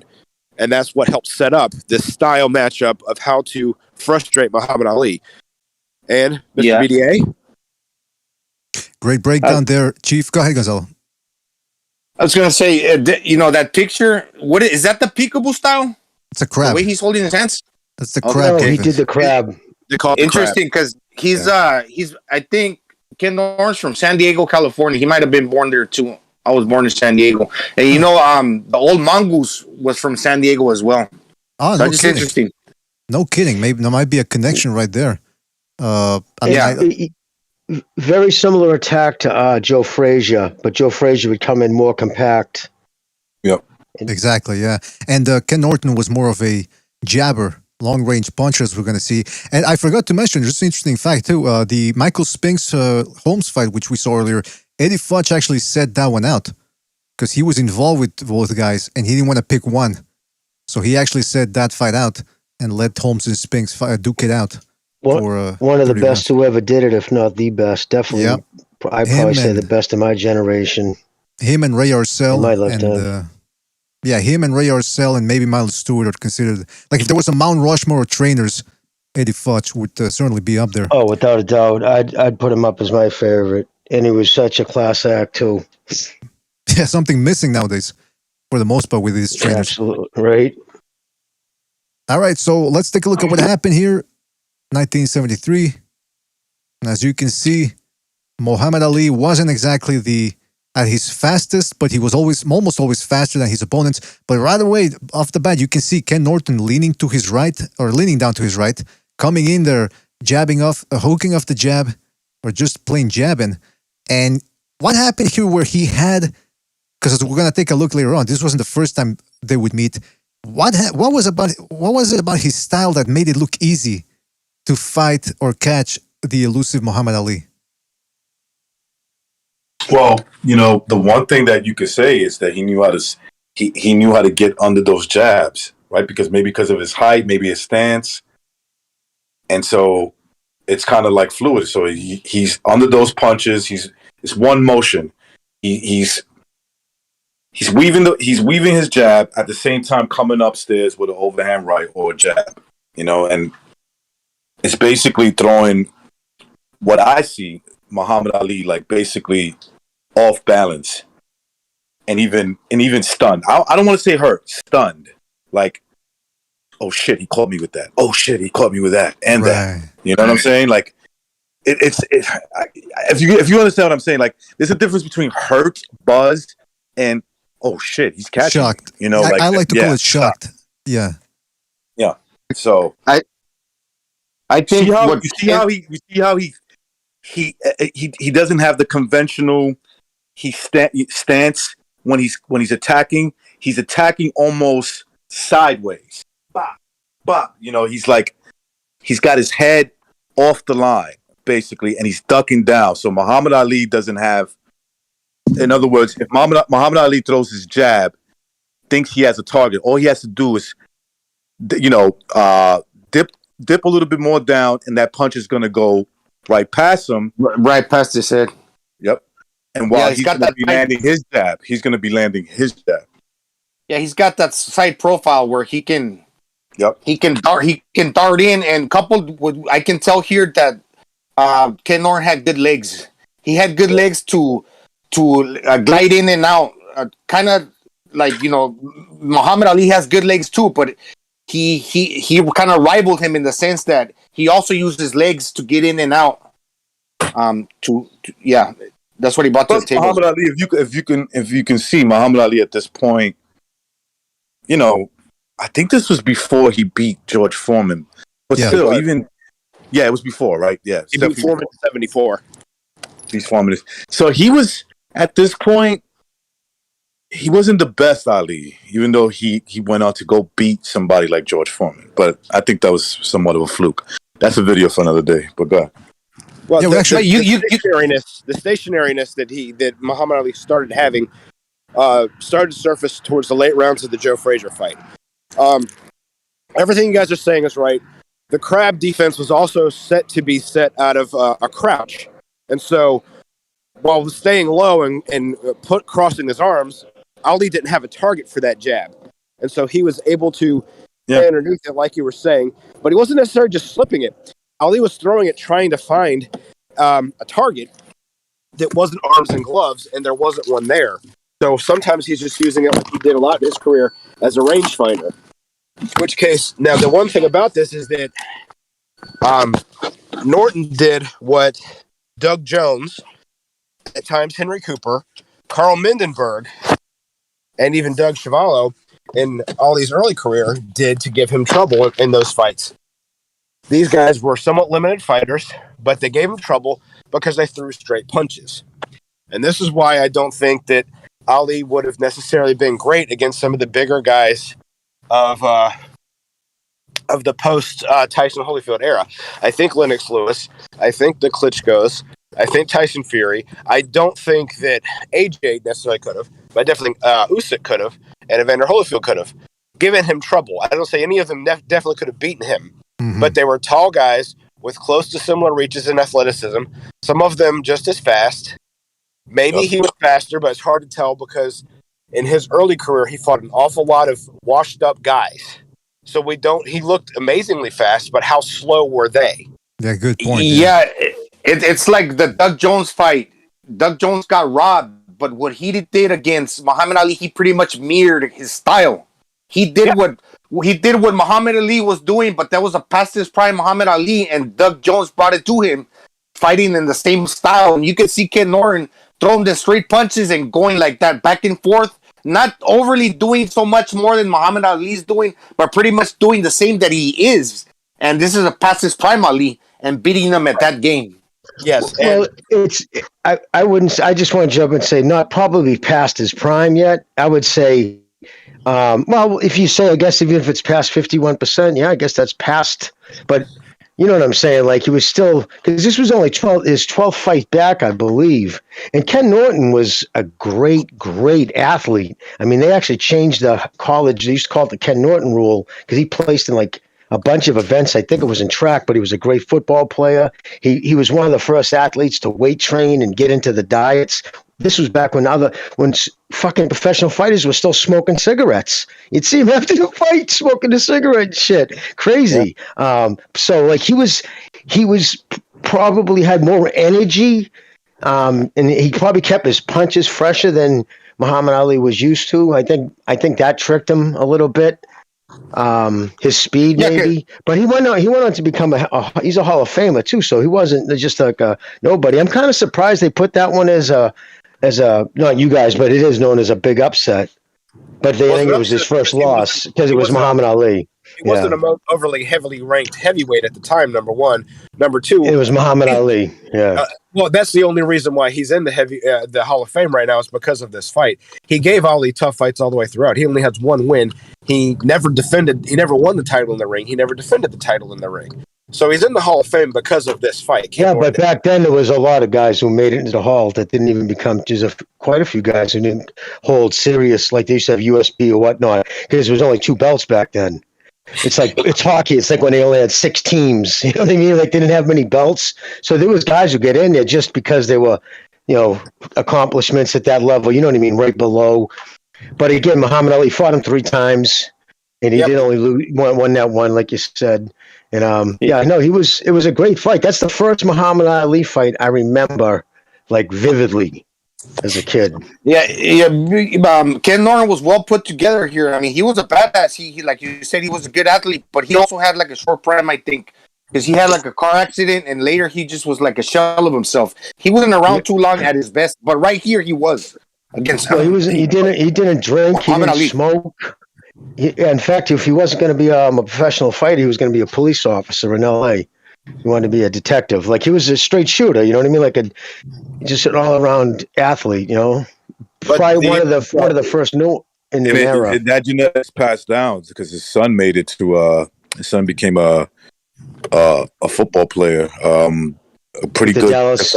With the Dallas fucking Cowboys, an all-star. His son was on the Dallas Cowboys with the Deion Sanders team, and then he was on the 49ers for the what's his name? Montana? The guy after Montana. Oh, Steve Young. Steve Young. I think he won a Super Bowl with them right after that, because I think... I believe you're right.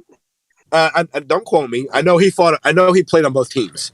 And so I thought he did it in that succession, that he played on one and then straight on the other right after that. The genetics passed down as far as athleticism goes. He was a great fighter, and the result BDA was. Yep. What was the result? 7 points, Norton. 5 points, Ali. There it is.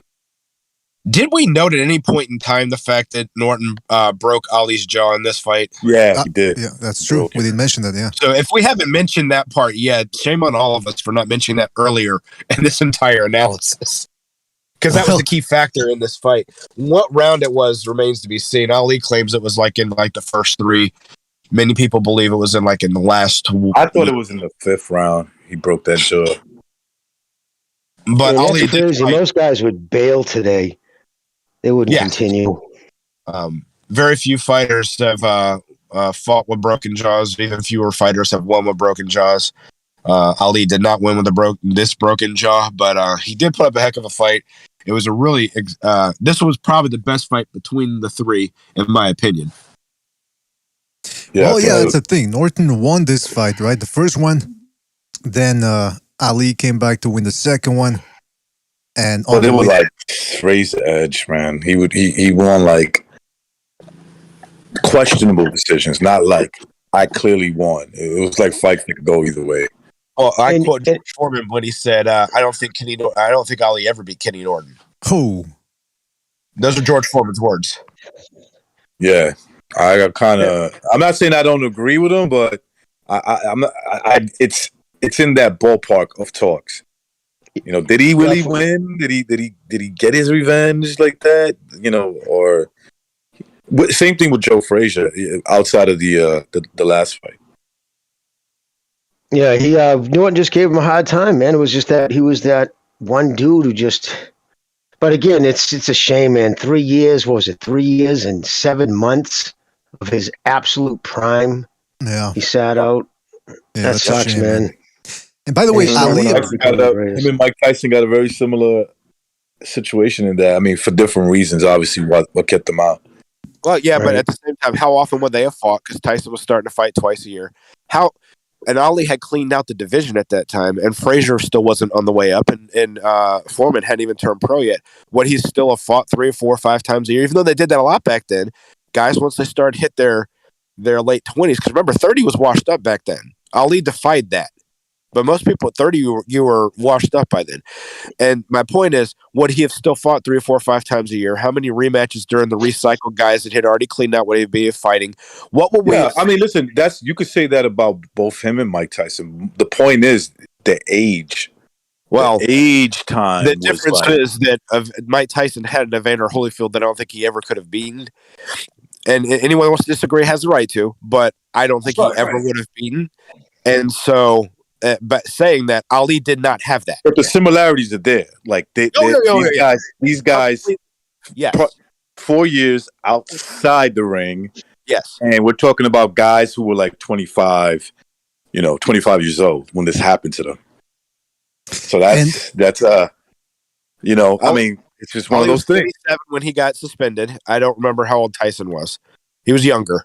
Because remember how much younger. No, Tyson Tyson was 25 when he had his last fight. Then got charged. Then went to trial. Then went to jail in '92, and then came out in '95.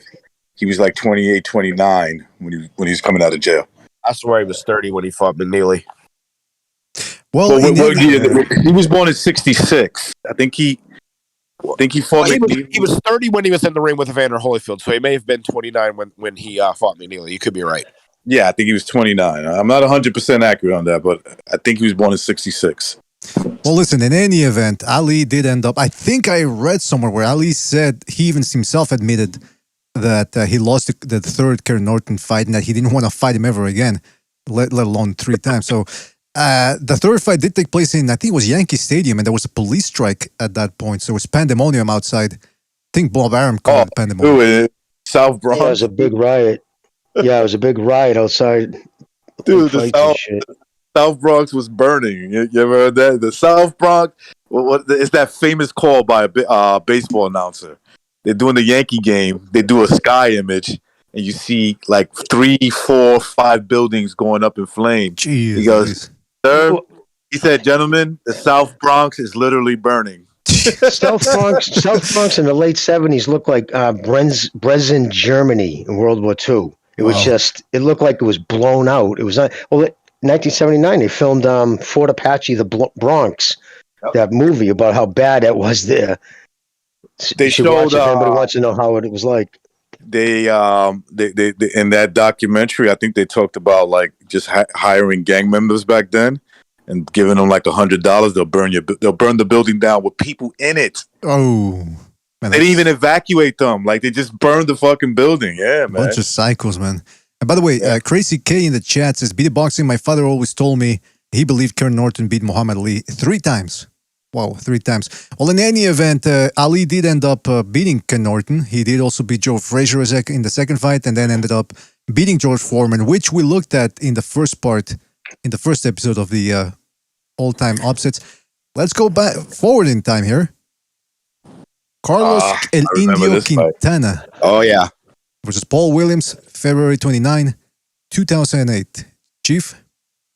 So, if memory serves, Carlos Quintana gave Miguel Cotto 30 seconds of the roughest part of his career as his debut at welterweight he'd ever seen. And that was about it. He was a little slippery at first, but Cotto caught on and beat him down and gave him into a knockout. Paul Williams was a 6'1", actually he was taller than Tommy Hearns. So let's put it this way. Emmanuel Stewart said that's the tallest 6'1" guy I've ever seen in my life. Yeah, most people thought that he was closer to almost 6'3". Almost closer to 6'3", bro. So long-limbed, not far from my old neck of the woods where I grew up from. He was from Aiken, South Carolina, or the North Augusta Boxing Club, which was a rival boxing club to the Augusta Boxing Club. I didn't know him, though. I was already well out of that by then. Anyways, tall, lanky guy. We thought he was going to be very powerful. It turns out his knockout ratio is due to his work rate. So he's looking for an opponent that he could beat, and he saw that Miguel Cotto beat this guy down. And like every fighter that believes they're a great fighter, and we don't know how great Paul Williams would have been because his career got cut short, he thought, well, if this guy can do it, so can I. And that leads into our fight. That's right. Great breakdown as always, Chief. If I may just add a couple of things here. Williams' record was 33-0 with 24 knockouts. He was a volume puncher. Like Reckon said, he was probably 6'2.5" and not 6'1" like they said. He was substantial. He was very tall, and he would fight. He would give away his reach to get on the inside. This guy, it wasn't uncommon to see him throw 100 shots per round. He was just a machine. Yep. He'd taken the mantle of the boxing's boogeyman by beating the other boogeyman in the division, Antono Margarito. Keep in mind, Margarito was chasing a fight with Mayweather. Mayweather wanted nothing to do with him. Out comes Paul Williams and beats Margarito, although it wasn't an easy fight, but he did beat the guy that many thought was unbeatable. So, by the way, coming into this fight, Quintana was a 6-1 underdog, but he'd already pulled off an upset a couple of years earlier when he'd beaten Joel Julio, whom I've referenced in the show before. He was a Colombian guy, power puncher. People were saying he was going to be the next best thing. Quintana goes in there, gets dropped in the first round, and that's the only round I believe he lost. He just outboxed Joel Julio. So here comes here against Paul Williams to try to pull off another upset after being destroyed by Miguel Cotto in 5 rounds. And by the way, just a final note, Williams in this fight was a 147. He weighed in 17 pounds heavier on fight night. So he was about 164 pounds. Super middleweight. Go ahead, Gonzalo. It just goes to show that sometimes it's not the taller guys with the advantage in length. Like, Quintana fought Cotto, and he lost, got knocked out in 5. But then he beat the taller, lankier guy in Paul Williams. Right. Paul. You know what gave Paul Williams up? That the 6'1" was just to not to scare the shit out of the welterweights when seeing a guy who's like really closer to 6'3". Mm-hmm. The amount of weight he would fill up on the night of the fight, and that fucking 80-inch arm reach. That's the sign of a guy who's 6'3", bro. That's a good point, man. Yeah. And that's a reach of heavyweight. Yeah, exactly. That's what I mean. It's like this dude is fucking huge. And that's why Emmanuel Stewart said, man, that's the tallest 6'1" guy I've ever seen in my life. That's the other thing. When he fought Margarito, he made Margarito look like he was 5'9". So I was thinking when I saw that fight, I said, wait a minute, either Margarito's lying to us about how tall he is, because I think he was listed as 5'11" for most of his career. Yeah, 5'11". Or he's like 5'10". He's like 5'10", maybe 5'11". Right. Yeah, so that's what I was. Even then, if he's 5'10", 5'11", the point BDA is saying, man, he looked about fucking 5 inches taller than him. Exactly. Yeah. looked several inches taller, and that was probably on record the tallest combined welterweight title fight ever of measuring, but the heights of both guys combined. Must have been, yeah. Must have been. Yeah, that's crazy. 6'1", 80-inch reach. Like, who comes to mind right now? Dorticos. Junior Dorticos is 6'3", and he's got 78-inch reach. 6'1", 80-inch reach for a welterweight? That's crazy. It's insane, man. It's absolutely insane. So, yeah, man, once he beat Margarito, nobody wanted... Like I said, he got the mantle of the most avoided fighter. Nobody wanted to fight. No top welterweight. Cotto didn't want him. Maybe Claudio was the only guy who would have been willing to fight him, but I mean, other than that, Mayweather didn't want to fight him, Cotto didn't want to fight him, Mosley didn't want. They all had too much to lose at this point in making other big fights. So, well, in fairness, I think Mayweather was on his first retirement right around this time. Right. Well, that's what I'm saying. What a coincidence! This is when he decided to take a little break from boxing. Back when Margarito was still around, Paul Williams, right? No, Cotto undefeated. I've said that many times. That when the welterweight division got hot, he retired. Yeah. But listen, he might have beaten him because let's look at this fight here. Quintana goes in here. As you can see, Paul Williams came out right off the gate throwing a lot of shots, but also eating a lot of shots himself. Quintana just had that left hand and that right hook zoned in, as you can see here. Paul Williams, we talked about his length and his height and his work rate, but here he got exposed for having really porous defense. It's always those southpaws that give him problems, bro. Except for the fact they're both southpaws. Nah, that's what I'm saying. But you put a southpaw against a southpaw, bro. One of those guys ended up having a problem. No, you're right about that. And he's the guy that had the problem. Big problem. Well, in this fight. Yeah. But we'll get to the second part in the wrap up. I mean, as you can see here, Quintana was just he couldn't miss with that left hand. And yeah. No, go ahead, sir. This fight has no sound on, as you can see, but if you could hear some of the shots, there were big shots. And to Williams' credit, he was taking those shots and immediately throwing punches right after, but it's just he was getting outmaneuvered in this fight. It does make you wonder what would have happened had Quintana actually had better power. I mean, against lesser fighters on his way up, I'm sure he got a decent amount of knockouts. Because I remember he went to Sergio Martinez and like what Sergio did. And I think that's why Martinez had the success in those two fights. He's catching him with the same punches. He's catching him with the same punches too. Yep. And I think, like I said, like you said, and I'm agreeing with you. I think Martinez watched this fight and said, "Okay, I know what to do." Yep. I also want to say to add a little context to this fight. Paul Williams was that's the thing. He was the darling of a lot of people on the internet, a lot of boxing fans on the internet, because they were latching onto this guy as the next big thing. He was going to beat every welterweight. The only one that they gave a chance of really beating him was Mayweather. People said that he could go up to middleweight and win. No, actually, some people actually said light heavyweight. People were actually throwing out the idea that he could make it all the way to light heavyweight and win. That's how scary he was after the Margarito fight. But here, as you can see, he was getting tagged. Quintana sort of slowed down in the later rounds, but he was still landing flush shots, clinching a lot because he was tired. So it wasn't the cleanest performance, but as you can see here, he never stopped trying, landing those big shots of his. And Williams never adjusted. Very reminiscent, Paul Williams, of another guy from our era here, Jarrett Hurd. Bigger than everybody, outworked them, willing to take one shot to land another, but it takes its toll. And if you can get outmaneuvered, couldn't change his style at all. Mm-hmm. What he came in the ring as is who he was. It wasn't like he got in shape for fights and he came in to fight. He didn't have a game plan per individual, which only really the elite fighters do. Right. And see, Quintana really did take advantage of Williams. Because Williams threw a lot of shots. He had an iron chin. Perhaps one of the best stamina or gas tanks that I've ever seen, because he just never stopped throwing, but he was slow. And Quintana, and in the way the fight was starting to switch, because as we all know, Max Kellerman loved black southpaws. He thought that this fight was, well, he was singing the praise of Paul Williams the whole time. Didn't say crap about Quintana, which is why I said black southpaws, because he never said crap about a Hispanic black poles. And he didn't say anything about much about Cotto either. Well, of course, Cotto's Orthodox. Never belay that last one. Anyway, point being there's a point in time when the fight when you could tell everything was shifting to the point that if Williams didn't get a knockout, he was not going to win this fight. Clear as day. And Kellerman said something along the lines of, in fights like this, with a guy getting hit as clean as Williams is getting hit, what usually starts to happen is they take their toll, and there's usually a knockout late in the second half of the fight. Now, that didn't happen, but you started to get the feeling that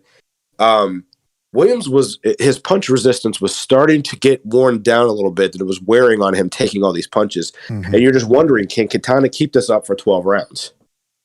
Yeah, that's a good point, because some of those shots were flush, man. I mean, they were snapping his head around. And again, iron chin, which is not something you generally see from thin fighters like him. By the way, I also want to say something about that Max Kellerman's commentating job here, because I mean, I think he was barely a year into his journey as one of HBO's commentators. He was already doing the old cocksucking in this broadcast, because again, people love to talk about how, while it's, they never give black fighters their due. It's not about being black or white. It's about whom HBO wanted to be a star. And as soon as this fight started and Quintana was looking good, Max Kellerman would not stop saying, the real winner here is Miguel Cotto, because he ran through Quintana in 5 rounds, and now Paul Williams can't do it. It's like he wouldn't stop. He said about 2-3 times, and I was gagging listening to Max Kellerman's and how obvious his pandering was. This guy, I still can't believe this. This is what happens if you have a good agent. They'll get you all the cushy jobs, man. Well, he wanted to replace Larry Merchant. He knew he had to kiss up to the HBO brass after already being let go from ESPN, mind you. Uh-huh. So let's not make this any more about Max Kellerman than we have to. But I think that was one reason why I think he helped the demise of HBO. Yeah, I agree with you. Merchant wouldn't do that. Merchant wouldn't suck balls on a fighter. Like, he might had like personal fighters, but he was around the game so long, he'd call the fight. You know what I mean? But yeah, if there was right when they started, well, I think this is when Al Heyman, wasn't he involved in HBO at the time? And he's the one who actually pushed the tribalism between networks. He was the driving force behind that. But shocker. In fact, Jimmy. Needless to say, Kellerman was the fucking worst, man. Worst. Jimmy, this is... I signed up real quick on Larry Merchant after you go, BDA, of course. Well, real quick, just Jimmy, this is where the beginning of 2008, this is when you could still see Al Heyman in the crowd. Well, you guys can see him here, but if you look at, you see Quintana's elbow here, his, what is that, his left elbow? If you look right down at the peak there, there's Al Heyman right there. That's him right there? Yeah, no kidding. Let me see that. Oh, shit. Hold on.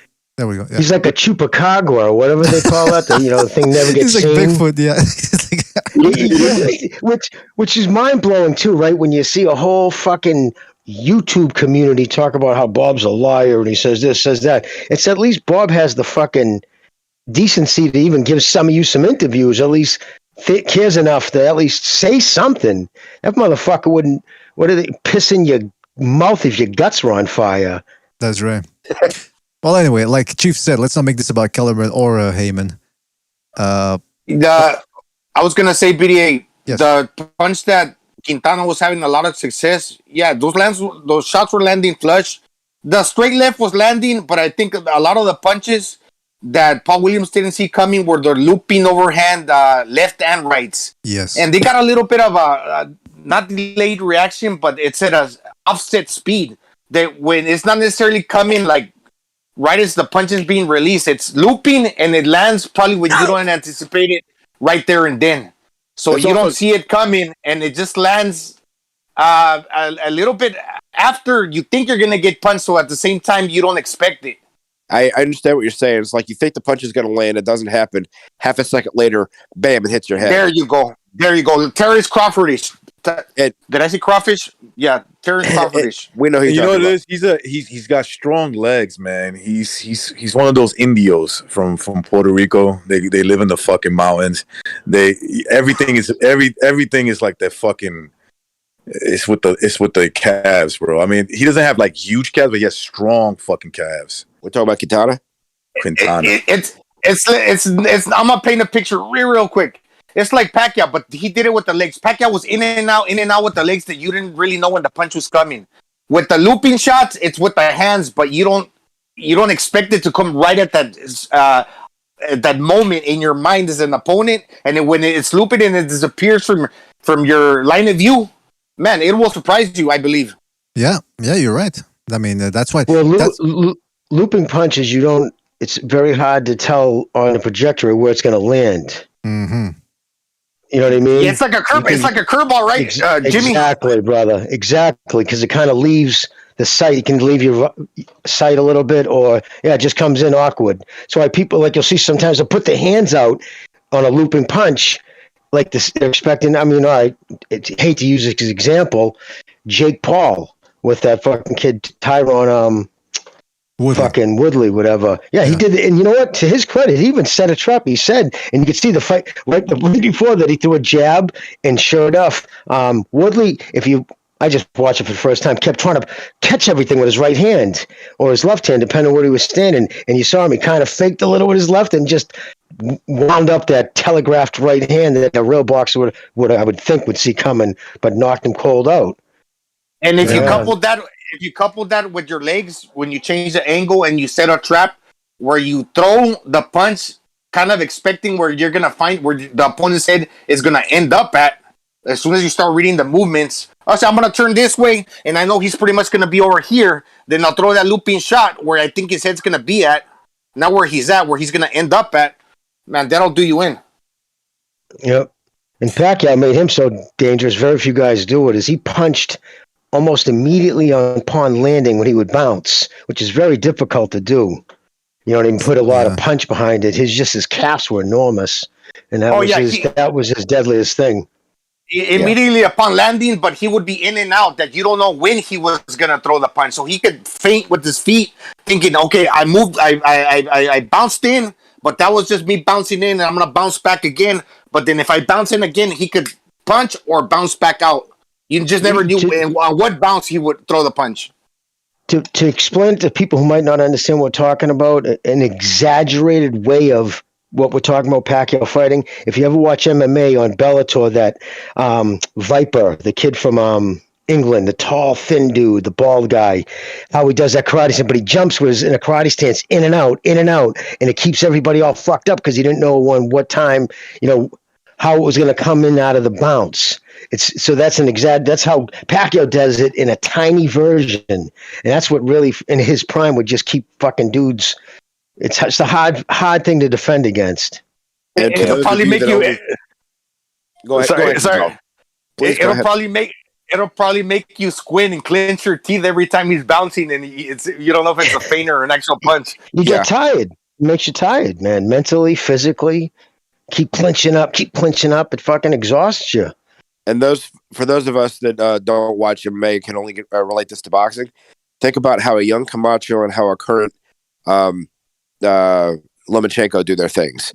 That's the way they're describing what Quintana was doing to Williams and what Pacquiao did during from lightweight to 147.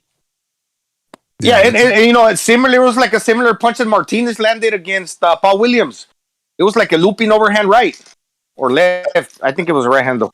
That's what Recognize and I were saying is the fact that since he was a southpaw, he went back and looked at this fight and said, "Oh, I can do that. This is the fight strategy I'm going to bring." Now listen, we're almost at the end here, Chief. The result for this Quintana Paul Williams fight. So the result was the night of upsets. This was an upset. Williams got the decision. No, excuse me. I'm sorry. Quintana got the decision. I'm sorry. And they ordered an immediate rematch because it was a heck of a fight. And it comes back, and there was no reason to think that Quintana wouldn't be able to expose him again unless Williams really learned anything.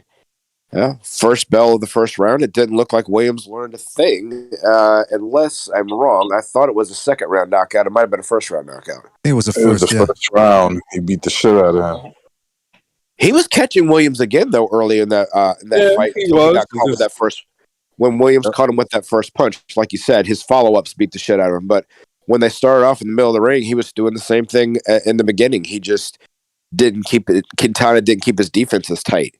And now you see, the reaction you're seeing is, what happened, the results of getting beat up because he got stunned for that first fight. And Williams, like, the first time I heard him, I got to finish him off. Exactly. He didn't want to go another 12 rounds of the first one, right? Right. So you didn't hear much for Quintana after this. He became a stepping stone of certain guys here and there. Williams never fought at welterweight again that I remember. He said he could still make it over and over again, but didn't. Went up and fought Sergio Martinez twice. I think he fought. He and Kelly Pavlik never got the fight, did they? No. That was So that's what happened. Kelly Pavlik was a champion in recess until he fought Sergio Martinez. SOG?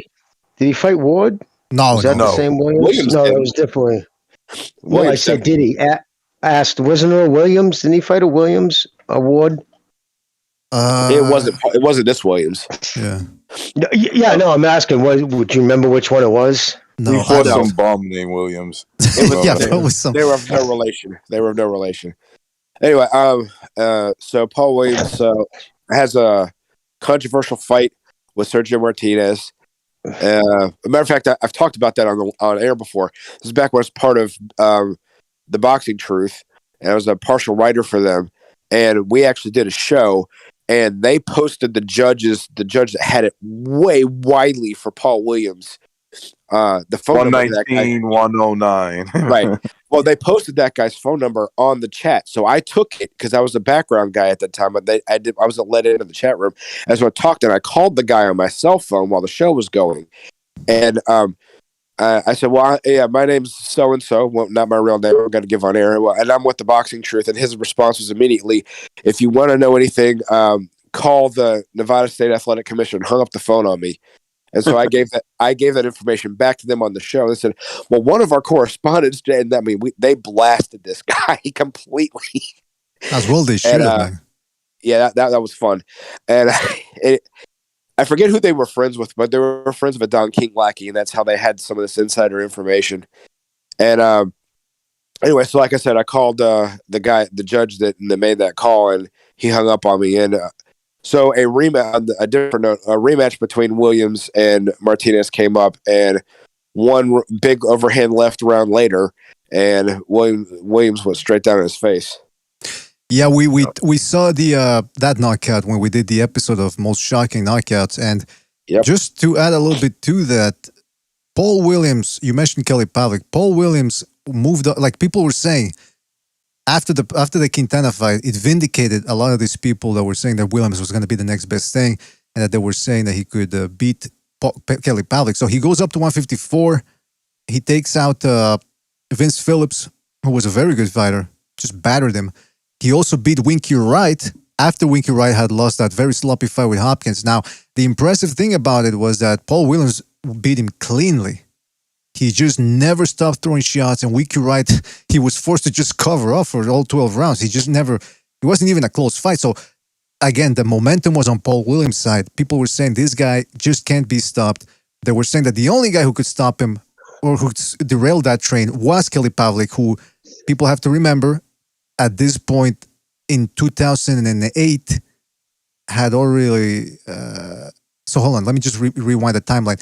Pavlik would go on to lose to Bernard Hopkins. Right. In a non-title fight.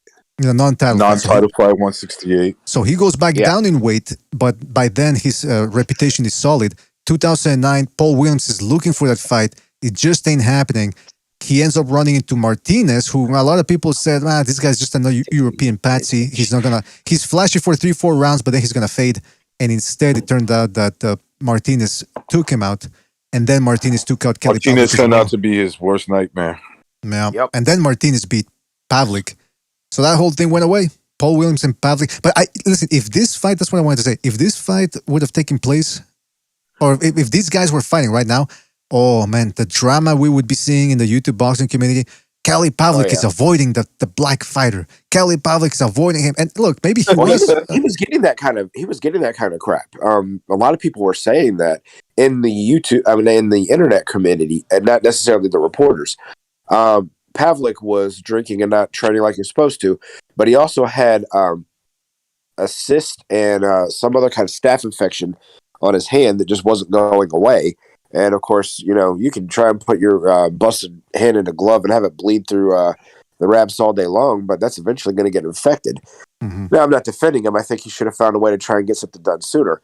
For the record, that wasn't Vince Phillips. It was Verno Phillips. Oh, yes. That he beat. As I remember, I was like, I don't think he fought. Verno was also a good fighter who had a couple tough runs with Kasim Uma and Bruno Phillips. Yep. Yeah. Vince Phillips was the one that beat Costa, right? Yes. Thank you for bringing that back up to me. Yes. Yeah, that was beat Mickey Ward too. Mickey lost to Vince Phillips too, I believe. On a cut. Yeah. The Roxy. Yep. I always keep confusing that guy with Randall Bailey, but yeah, there was also a Verno Phillips. Yeah, well, I think there were two Florida guys. Well, talking about confusing, I wasn't even confusing Williams' last name, Williams. I was confusing his first names. Ward fought Paul Smith. Oh, okay, That's how. You got the Paul mixed up. Yeah, I got the Pauls mixed up, not the last name. Well, listen, But when you know what it was when you said that, what was that fighter you were just talking about? Which one? The one you were just saying. The one you were saying. Everybody was saying that he was ducking black fighters. Pavlik. Oh, Kelly Pavlik. Pavlik.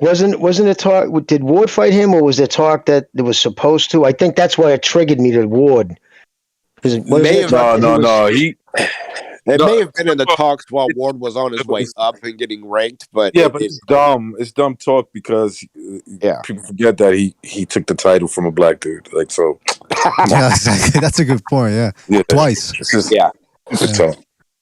Well, listen, this was a great period in the boxing story and boxing history, and now we move on. Well, actually, we move back. September 27, 1986. This is considered one of the biggest upsets. Yeah, this was one of the biggest upsets of the 80s. Donald Curry was the captain of the 1980 boxing team, which never got to participate because Jimmy Carter wanted to prove a point, and we didn't send our guys. But he was known as the best guy. He was the best amateur. They thought he was going to be a gold medalist. He turned pro. He looked every bit of the part. He dismantled Marlon Starling twice. Not easy to do, right? Go ahead. Not easy to do. No, because a lot of people had a lot of trouble with Marlon Starling. He was an incredibly frustrating fighter to try and fight. I believe he had the WBA, and then the IBF gave him the title when that came out, like they did to Hagler, and like they did to Aaron Pryor. And Milt McCrory had the WBC, and this was the big square off. This was going to be the first undisputed champion since Ray Leonard. And that was a huge fight, even though it wasn't pay-per-view worthy. It was a huge fight on ABC Sports that they covered, and they were there live for. And Donald Curry destroyed Milt McCrory 2 rounds, and it was just the left hook you never saw. It was short, compact, and quick, and it was while Milt McCrory was throwing another punch. He landed it and dropped it like a ton of bricks. McCrory gets up. Curry comes right across, nails him with the right hand, and just knocks him completely out. Donald Curry is now, this is the highlights coming up right here. Right there. This is beautiful stuff. Donald Curry is now known as one of the top pound-for-pound fighters, probably the best pound-for-pound fighter in the world in the absence of Ray Leonard right now, until things start to go to his head, and he takes on this rough and tough guy from across the pond in Lloyd Hunnigan. And if there's anything I'm leaving out, BDA, I know you're going to help me out here, but I'm ready to roll the film when you are. Can I say something, Chief? Yeah, he was a good fighter who throw 2-3 punches, like very exact, hard punches, very, very precise punches. You said things started going to his head. Was this the fight when he got rid of his trainer or like lowered his pay? And he started changing, the people in his team. It was around this time of the Hunnigan fight. Yes. If I'm not mistaken, because I could be on this, it's been a while, but I think with Curry, which at the time, man, he became one of my favorites at the time because he came on, like you said, like a storm. You know what I mean? And people were it was crazy. I really felt that loss. This is the one on the list I really felt because I was so high on him. But years later, of course, which is no surprise. I mean, it happens more times than we realize. But I heard that once he got bang that money and the lifestyle, and he was living it to the fullest. And it was a lot of cocaine. And some guys can handle it. Hector Camacho. Hector Camacho could do gaggers and fucking go and fight the next day without sleeping and put on world-class performances. And other guys, it just robs them of everything. And Curry was one that it robbed him of, because he would look at that moment in time of the Milton McCrory fight. He was ready to be considered to be with, and I'm not saying this based off of opinion of, I think he could have. He really was one of the best welterweights of all time. Now, doesn't mean he could have beaten any of them, but if you took that Donald Curry, that focus, that training camp, that guy that he was, with all of his skill, and you put him in with either one of the Sugars, if you put him in with the Sugar Shea Mosley, if you put him in with the Floyd Mayweather, you put him with the Manny Pacquiao, he gives all of them everything they can handle. A washed up Donald Curry, who was at the end of his game, was beating Mike McCallum before he got knocked out in that one-punch knockout series we showed. He was winning that fight. He was winning that fight. He was winning it handily. He almost dropped if it weren't for the fact that McCallum. Sorry, thank you so much.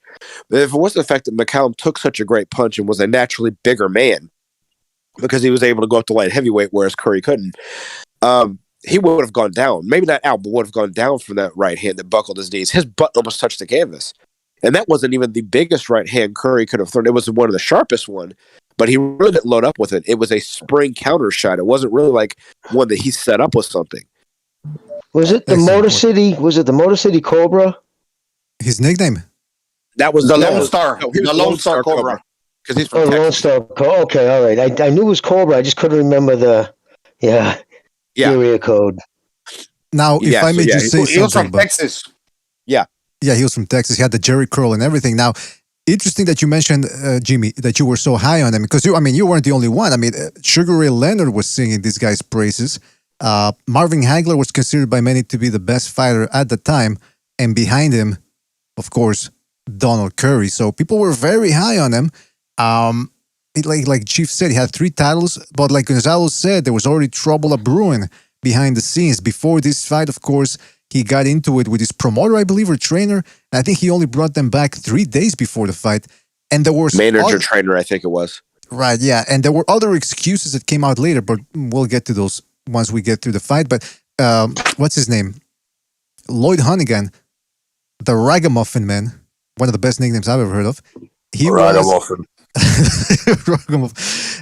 a 6-1 underdog. Some people weren't given, because again, you got to keep it into perspective. This was before YouTube, satellite dish. If you were lucky, maybe you could have it and catch some fights on Sky Sports or whatever they showed them. People really didn't know who Hunnigan was. He was a competent fighter. People respected him in the UK, but outside of that, people didn't know who he was. And although he was undefeated, no respect, people thought this was going to be a wash. And actually, Hunnigan, I think, actually ended up betting on himself. I think $5,000, maybe more. This would be a nice time to have either Mark or Stu on to tell us what they knew about him, especially Stu, because he's close to our age, of what they knew about Hunnigan as a contender on the way up on that side of the pond, because none of us knew that. Yeah, and like you said, through YouTube, we can catch his early fights now, but there's not any press of what kind of fighter he was and what they thought his expectations were at that time. There's not a lot of hindsight stories, so it'd be nice if they were on here to be able to say something about that. You know what, man? If you read Ring Magazine or KO, maybe you could, at the end when they did the international fights synopsis, you could read about him there. Or if you were lucky enough to get boxing news, which I believe they did sell here in North America, the British. Yeah, I had all of them, and I just didn't, and I read them all, but I just don't remember a lot of hype coming from him on this side of the pond. All right. It was a big upset, especially in England, was when Mickey beat Neri. Neri was like the next big thing. Once he beat Mickey, that was his title shot. Yeah, that was one of my favorite fights of Mickey, man. Because I was rooting for him like a motherfucker. I knew he was like, the kid from Boston. He's from the Northeast. He's going over there. He's like supposed to be. Something told me, like, I didn't really know much of Neri. But, caught up in the hype, the way they were broadcasting that fight. And I don't know, man. I just felt Mickey Werewolf was going to fucking knock this dude out, and he did. Yeah, it was That a was one of fantastic the fight, best man. fights I've ever seen, man. One of the best. He got pelted with bottles and shit. Oh, jeez. Yeah, leaving the ring. Yeah, they took it hard. But Mickey's a cool dude, man. He didn't hold it against them. He goes, they're passionate. You know what Jimmy, I mean? What he do they laughs call about it and stuff. What do the Irish people from like the Irish? What do they call American Irish or Irish Americans rather? Don't they have a term for them? Well, yeah, there's a couple of them. Fuck. Again, forget, where's man. Mark when we need him? Yeah, I forget. I know there's a term, but I forgot. Tourist part? I forget what it was. Yeah. Mark said it a couple of times. I was trying to remember. I thought Mark did say it a couple of times. Well, we'll get back to that. But be that as it may, let's get back to this one. The Ragamuffin Man versus the great Donald Curry, or the soon-to-be great, anointed Donald Curry. So here, just to let people know who's who, Curry with the usual Chinese red and gold, and the Ragamuffin Man with some sort of glittery short. I don't know. He looks like Van Morrison at the last waltz. But anyway, let's watch this here. Hunnigan. This is painful. Hunnigan, sorry, Jimmy. We'll try to make it quick. Hunnigan came in quick, man. I mean, he was shooting combos. Oh, and by the way, this is the other thing. Apparently, Hunnigan had a bit of a revelation at the weigh-in because he looked good at the weigh-in, whereas Curry looked emaciated. So he decided to jump on him right away, throw combinations, show Curry that he belonged at that level. And as you can see here, the skills were on par. This kind of reminds me of another fight that happened at this weight a little bit later, not too long from here. It was Mark Breland versus Aaron Davis.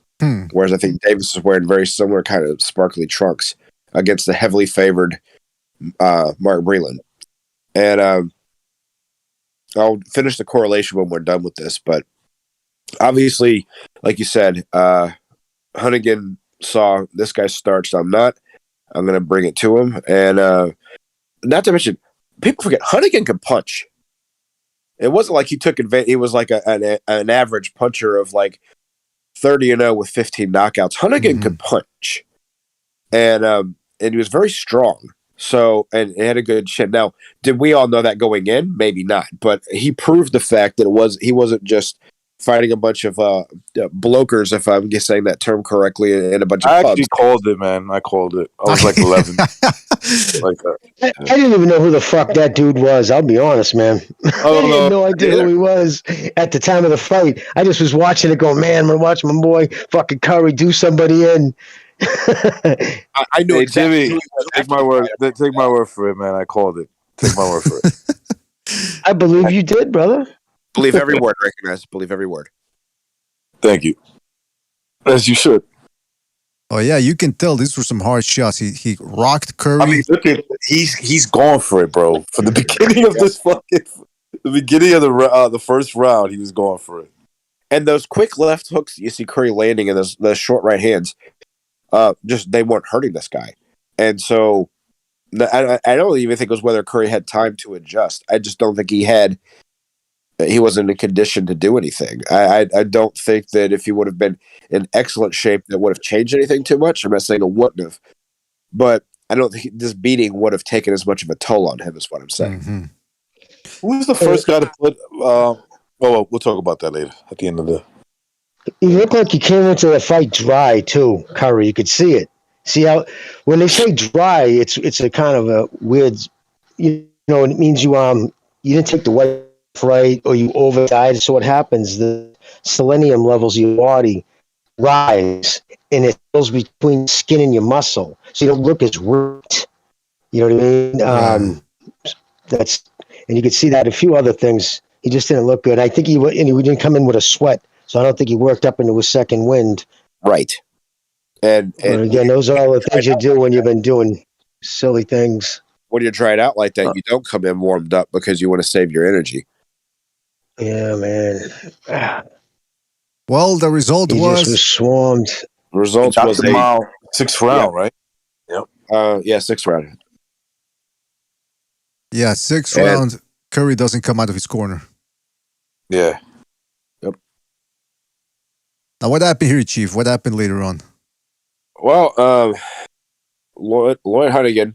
Actually, I don't remember who he lost to. Was it Jorge Vaca? It looks like Yeah, Jorge Vaca beat the dog mess out of him. Well, that wasn't the only person to beat the dog mess out of him. I forgot the fact that he was the first one. He's the first. You're right. You're right. He was. He was the one that took the title from him. I don't remember who Vaca lost to. I remember what I come from because the title separated after this.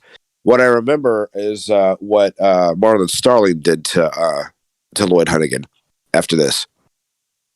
Yeah, and he knocked him out too. You're right. Well, but he did it. But he did it beautifully. Well, first of all, Marlon Starling ended up winning a title off of Mark Breland, and then there was supposed to be a unification fight. But I don't remember Thomas. I don't remember how to say his last name. The Colombian fighter clearly hits Marlon Starling. The bell rings. Then he throws. It's not like he's throwing a hook, and while the punch is going, the bell rings, and then it connects. No, it's like ding. Then he throws the hook, and it hits Marlon Starling. Marlon Starling goes down. I think Joe Cortez was the ref. Don't get me wrong.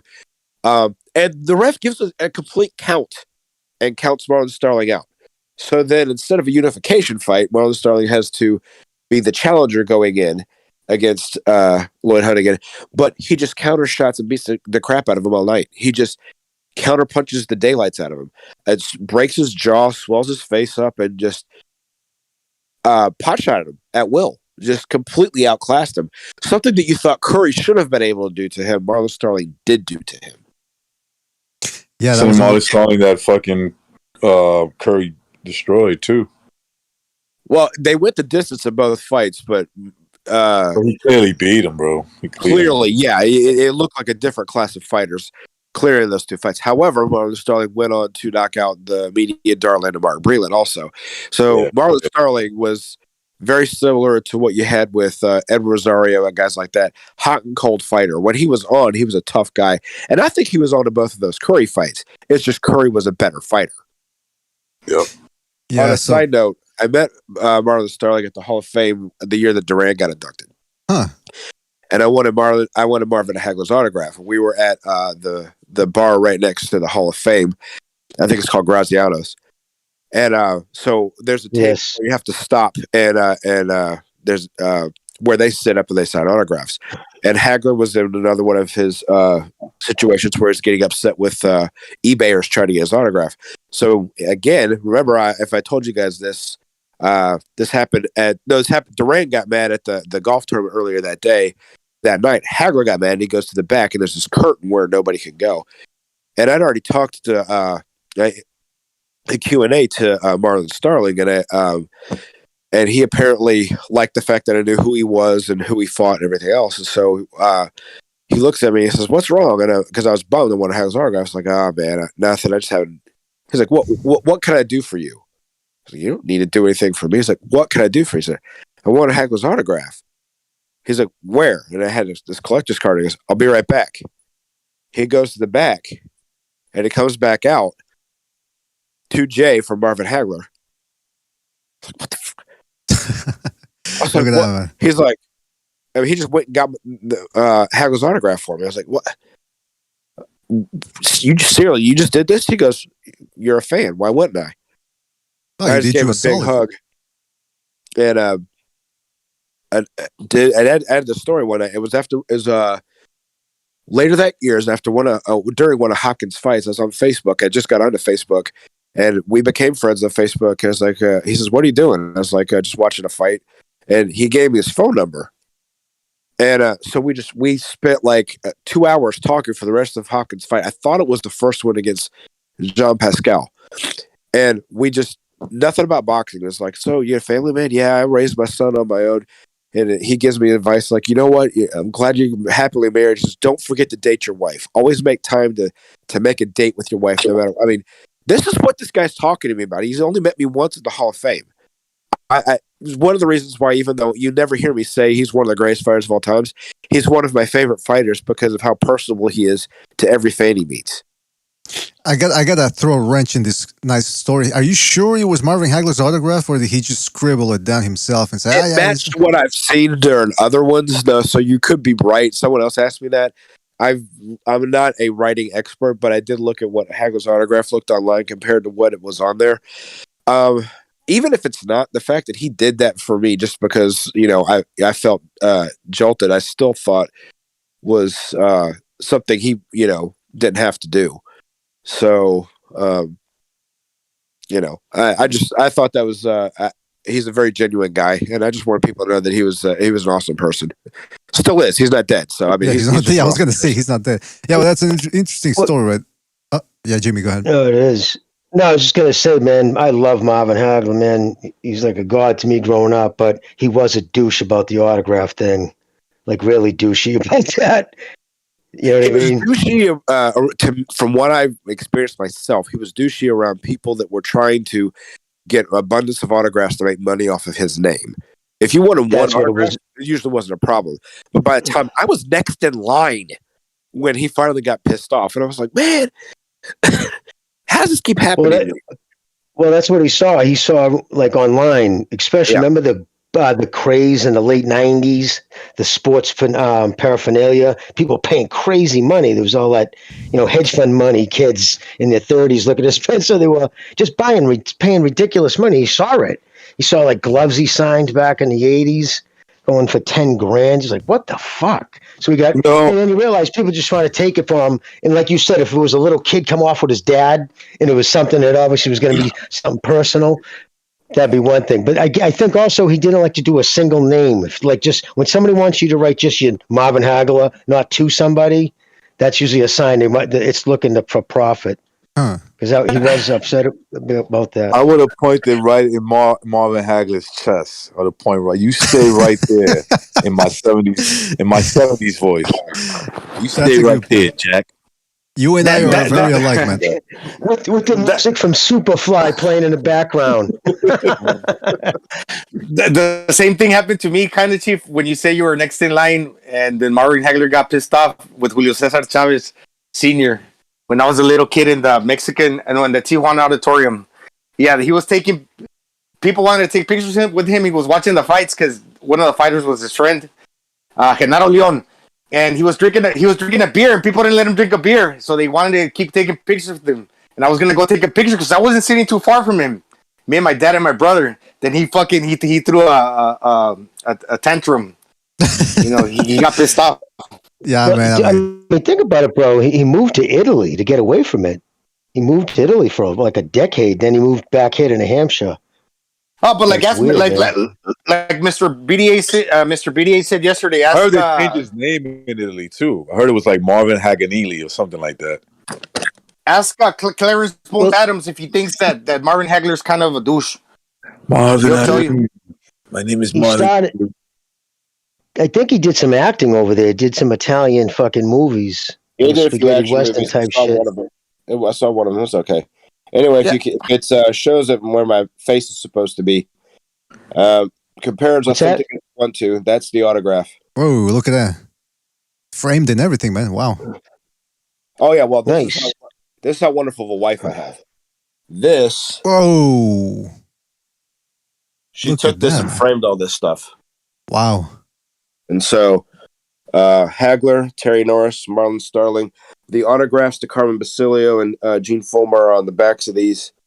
Arguello, Bone Crusher Smith, Lou Duva, Imal Griffith, Pernell Whitaker, Arthur McCanty, Burt Sugar, Buster Douglas, Iran Barkley, Jose Suleiman got abducted that same year. You don't need that one. Donald Curry, Matthew Saw Muhammad, who was one of the nicest guys I met. He thanked me for my service in the military. Larry Holmes and Leonardo Duran. Damn, put the camera back on Marvin's autograph again, real quick. I've seen it so many times. I can't. It's not showing. I'm not trying to show my face, so give me a second. Oh, okay, brother. Yeah, no problem. There. No, bring the camera down a little. Bring it down. Oh yeah, that's his, dude. That's his. I've seen it. He was very similar. All his autographs. Yep, the big M. The big loop on it. Yep. Oh, that's absolutely Hagler's signature. Yeah, nobody copied that and did that. Yeah, I'd be surprised if Marlon Starling could he was some sort of stenographer. Oh, not a stenographer. What do they call it? An expert in handwriting. I would be surprised if he could recreate that. So that, yeah, like Jimmy said, that looks genuine. Because he always had that big flowing M, and very similar. It's actually you could match it right up on Wikipedia. But yeah, I think you got the legit thing there, my brother. Absolutely. Yeah, and those like are I in pristine. The woman I've got, she actually made that for me for my birthday one year. Wow, man. Yeah, those are in Nice. pristine condition, man. They look like they're in pristine condition. That's amazing. That's why he's the historian. That's right. he's the keeper of the books, man. That's right. Speaking of which, I'm actually gonna buy a couple of magazines from eBay because I bought some of the missing ones or some of the ring magazines that I'd lost, and I bought them on eBay, and they were in good condition. So you actually just reminded me to get back on that horse. I used to have a lot of them from maybe the mid '90s all the way up to like 2005. Most of them, I read all of them. BDA. So all of them. You guys know when I'm about to say a banana box. When you go to the grocery store that's full of bananas, those big cardboard boxes, how big and thick they are, right? I had 3 banana boxes full of magazines that I so intelligently decided, because I thought I was going to have to move again, that it was just time to separate from those, because I never knew I was going to meet you guys. I was far removed from the boxing voice. I didn't think I was ever going to have anything to do with boxing again. I'm like, it's just time to separate myself from these. So I took them to a thrift store, and they, gave them all away. And now we are with times of like, well, who fought who and what was so-and-so ranked? And I'm talking late 70s, maybe not every last edition, but I would say over 50% of every edition, from Boxing Illustrated, Boxing News, KO, Ring, all 4. And then I think there's a Boxing Monthly. I can't even tell you how much history I gave away. I tried to give it to the Hall of Fame, but they didn't want to pay the shipping to get it sent all the way up there from Virginia. Really? So, motherfuckers. What the fuck? Yeah, I was gonna say. But they said that if I could have given them the dimensions of the box and weighed them, that they would work something out. And they never really. You mean I have to go and take a tape measure and do all? All you had to do is ask me for the weight. I would have gone to anywhere and weighed them, and they tried to give me it seemed like they weren't as interested as they said they were. So that's bizarre. My problem with those was that you couldn't find them like everywhere. You couldn't go into like a Walmart, like the different Ralphs. You could find them at the Vons. So I would go look for them at the Vons. Not every supermarket, how do you call it, grocery store had them. So that was like the Ring magazine. Sometimes I wouldn't find them. I would just cross the border with my dad to go find them in San Diego. I couldn't find them all the time. But if you go to a Vons, most of the time they would have, and they would only come out a certain time of a month. So you could go there like on the first of the month, the first week you might not find them until like the 6th or 7th of the beginning of the month. So you have to go on a specific date when they come out. One more thing. This is the entire 1996 boxing team's autograph. Oh. 76%. David Diaz, Lawrence Claybay, Antonio Tarver, Fernando Vargas, Zaire Rahim. Hey, how'd you get Vargas' autograph? Alice got it because remember he used to flirt with her. So that's why we didn't like each other. Right. Shai Wells, David Reed, Eric Morrell, Albert Guardado's in there somewhere. Anyway, so this is Floyd Mayweather's autograph before he became the guy that like really can write well. This was his high school dropout autograph right there. Wow, that's another keeper right there, man. And that was Flow magazine. We took it the same day. Look at that. Chief, how long was KO out? I really liked that magazine when it first came out. I remember most of my life until Ring Magazine bought it out. So that's what happened. Ring Magazine bought it out. Okay. About 10 years ago, I think. They merged somewhere. Yeah. They merged, I thought, in the 90s, maybe in the early 2000s. So, if I remember correctly, when they first started, they threw a lot of money at writers. That's when guys like, column writers for those magazines made decent money. I miss the print days, man. Something impersonal about fucking reading shit on your phone. Yeah. Well, but they used to come up with all sorts of great stories. This is how you get fighters get exposure. They used to have hardest punchers of the current year of such and such, and that's how I learned about guys like Bolito Gonzalez and who was that guy Camacho fought? Tony. No. he won a champion. He was a contender. Fought him on HBO on the triple header with Whitaker and Meldrick Taylor. Tony Baltazar. That's how I learned who Tony Baltazar was. Yeah, Bolillo Gonzalez could crack, Chief. Yeah, he could crack. Yeah, he could hit like a mule. You know what guy you mentioned earlier? Maybe a lot of people this generation don't know, and I'm pretty sure it was him if I remember correctly. But that lightweight, the kid who Rosario, yeah, he could hit. Everybody said that kid could fucking crack. He's one of the hardest punching Puerto Ricans at that weight class. He was like known. These articles also are how I found out about Zach Padilla. I don't know if you guys remember him from the 90s. He was back when the WBO was the bartender belt, the guy that nobody else could win except for now. Some big guys had it. Tommy Hearns had it, and Hector Camacho had it, but he ended up picking it up, and he was beating Roger Mayweather and guys like that. He was tough as nails, and I found out about him from those articles when he was a contender, and I started watching him, and I loved watching him. What people don't realize about him is what ended his career. Everyone that loves this whole Floyd Mayweather's so great because blah blah blah, and always would have beaten Shane Mosley. They don't know Shane Mosley retired that man as a sparring partner, detached his retina during sparring from a punch. And Zach Padilla was tough as nails. People didn't knock him down. People didn't knock him out. And Shane Mosley detached his retina with headgear and sparring gloves. And they were like, yep. And didn't that attach... Well, didn't that really mess up... Didn't that mess up his eyesight, that dude, for like his rest of his life? Yeah, well, that retired him. He couldn't fight again after that. Yeah, like you could see it. I believe, if I remember, years later, like it was real bad damage he caused. Is I guess my point I was driving at. It was. Let's put it this way: it wasn't what Errol Spence has supposedly suffered. I'm not saying he didn't get hurt. I'm saying that the damage from Spence's eye is not what Mosley did with his fists to Zach. Yeah, that was it was devastating injury. Yeah, it was. But after that, though, that's also why Mosley couldn't get a title shot sooner, because nobody wanted to fight him. Like, he did that to Zach Padilla. I don't want to fight him. He's not even ranked yet. He's not even champion yet. That's why he didn't get a title shot till he was like 27, 28 years old.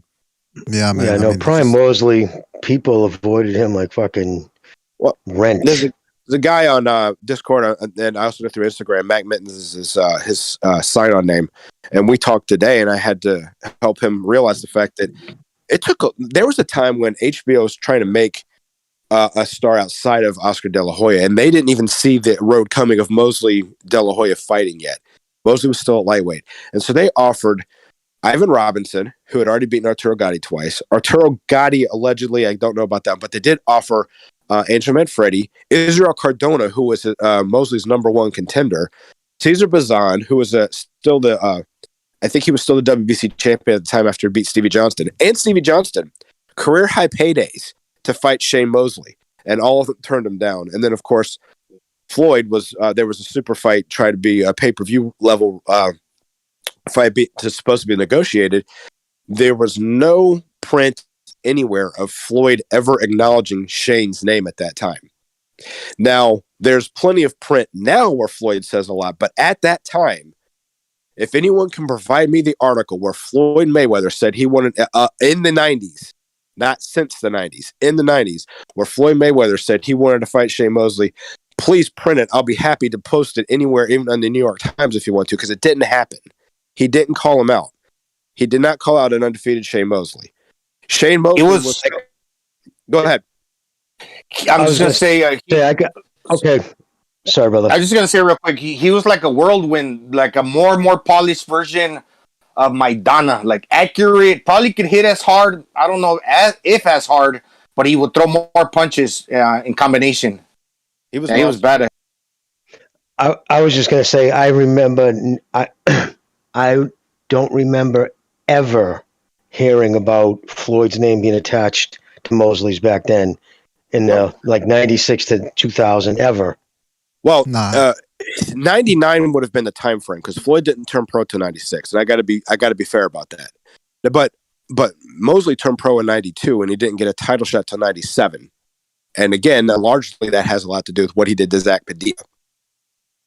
Nobody wanted to fight him. So Floyd comes along later in 97, gets a title shot against Hernandez in late 97, early 98, late 98, somewhere around 98. But because I remember I was about to go to the Manfredi Mayweather fight in Miami because I'd seen the Vorapin Ricardo Lopez fight the night before at the War Memorial Auditorium. But I had to get back down to my unit, so I didn't have time. Anyway, point being, that was the time frame that they were kind of going around at each other. Now, Floyd likes to say, and I know the BDA is probably going to wrap the show up soon, so if you let me finish, sir, I greatly appreciate it. Floyd says in articles now that they tried to make the fight back in the 90s, and everyone's believing it, and every time I talk to someone on Instagram, they're posting these articles, right? And then Floyd says in those articles, after one of my title defenses in my hometown of Grand Rapids, Michigan, I called him out on the air. Well, lucky for everyone else that I know exactly which fight that is, because there was only one of them that was posted on air, and that was his fight against Carlos Rios on the TNT network. And Mosley was the color commentator that night, as they try to always have one person professionally in boxing to commentate. Mosley was the color commentator that night. At the end of the fight, they asked Floyd what his future plans were. He said, I want to break the record of 25 title defenses in this weight class. This was my second one, so I have 24 to go. That was the end. At no point in time did he mention Shane's name in that interview. And if you don't believe me, if you look up the fight online and it plays all the way through, there's the post-fight interview on there where you can hear clearly what I just said. And when I post that on there, people still think I'm lying. Huh. Well, that is indeed one of those things that if you go back, I mean, I remember hearing that story about Mosley saying that he couldn't fight him because of a toothache or something. But I mean, that was around 2006. That was after the second Vargas fight. He claimed he suffered a headbutt in that fight. I never saw one. It's probably a good punch. Maybe it was a clash of heads. And while they were interviewing him, I need to go clean outside there. Hold on, Gonzalo, you please mute yourself, man. We hear you. Oh, sorry. It's okay. Yeah. No worries, buddy. While they were interviewing him, they're saying, so you don't want to fight him? And I forget the time frame. Larry Merchant was asking him, and Mosley had been fighting every 5 months by this time. And he's like, I promised my family I was going to go on vacation with him. All this stuff was decided before he even knew if he was going to beat Vargas. He was scheduled to fight Vargas a second time. He's like, so I'm taking the rest of the year off. I'm going on vacation with my family. And Merchant said, well, you're not going to fight him by this time. He starts moving his tooth. He's like, man, I might have to go to the dentist. And my tooth is loose from the fight. He says that in the interview. The toothache, quote unquote, came from Floyd saying that after he came out of retirement, when Mosley took a shot at him saying you wanted to fight a lightweight versus coming out of retirement and fighting the real champion, which Mosley had the right to do, because if Floyd was going to come straight out into a real world-class fight at welterweight, there were other opponents to take on than a natural featherweight that was struggling at lightweight, and Manuel Marquez. Yeah, I mean, look, the whole Mayweather thing, it's just he avoided a whole lot of people. That's why he got cunty with that dude in the build-up to the Jake Paul. No, not Jake Paul. Logan Paul. Somebody just offhand remarked, hey, because people accuse you of avoiding. He said people accuse you of avoiding. And he took it personally. Like, who did I avoid? And I think the guy brought up Margarito. And I think Mayweather... He did avoid Margarito. He avoided a prime Mosley. He eventually fought Mosley. But there's fights that he's accused of dodging that he didn't duck. He didn't duck Castamayor. He didn't duck Freitas. He didn't duck Zhu. They were on rival networks that none of them were big enough stars to negotiate a cross network fight for. Right. And he gets accused of that. And I may not like the guy, but I'm going to be fair. Some fights he didn't have weren't opportunities to make. Well, I mean, look, listen. I mean, it is what his career is over. At the end of the day, he did a shit. Yeah, at the end of the day, he did a lot, man. I mean, he's probably. I mean, we had that episode. Remember where we did who was the best fighter of his generation, Pacquiao or Mayweather? And you can still make the argument that it's Mayweather, man. I mean, I know. I mean, anyway, we went through the whole thing. Just want to say shout out to. I know. I was out of town on that time, and I wasn't able to take part in that show. Okay. I remember. I didn't remember rather. Shout out to It Was All a Dream for his contribution to the Super Chat. He's looking forward to the second Renaissance episode. Yeah, we certainly have to work on that. I think maybe Saturday, since there's no boxing. We're probably gonna do one on Saturday. Don't hold me to that. But I'm thinking Saturday. I'm thinking Saturday. The other thing is, we looked at all these upsets. We'll be back with another show, part 3, probably somewhere down the line. I also wanted to say, in regards to the magazines, I'm right there with Jimmy, man. Those magazines, I remember there was a time when you had 4 available at the time. You had Ring Magazine, you had KO, you had Boxing, it was called Boxing 2006, depending on the year, of course. Sometimes it was Boxing 2005, blah, blah. And there was, what was it called? KO.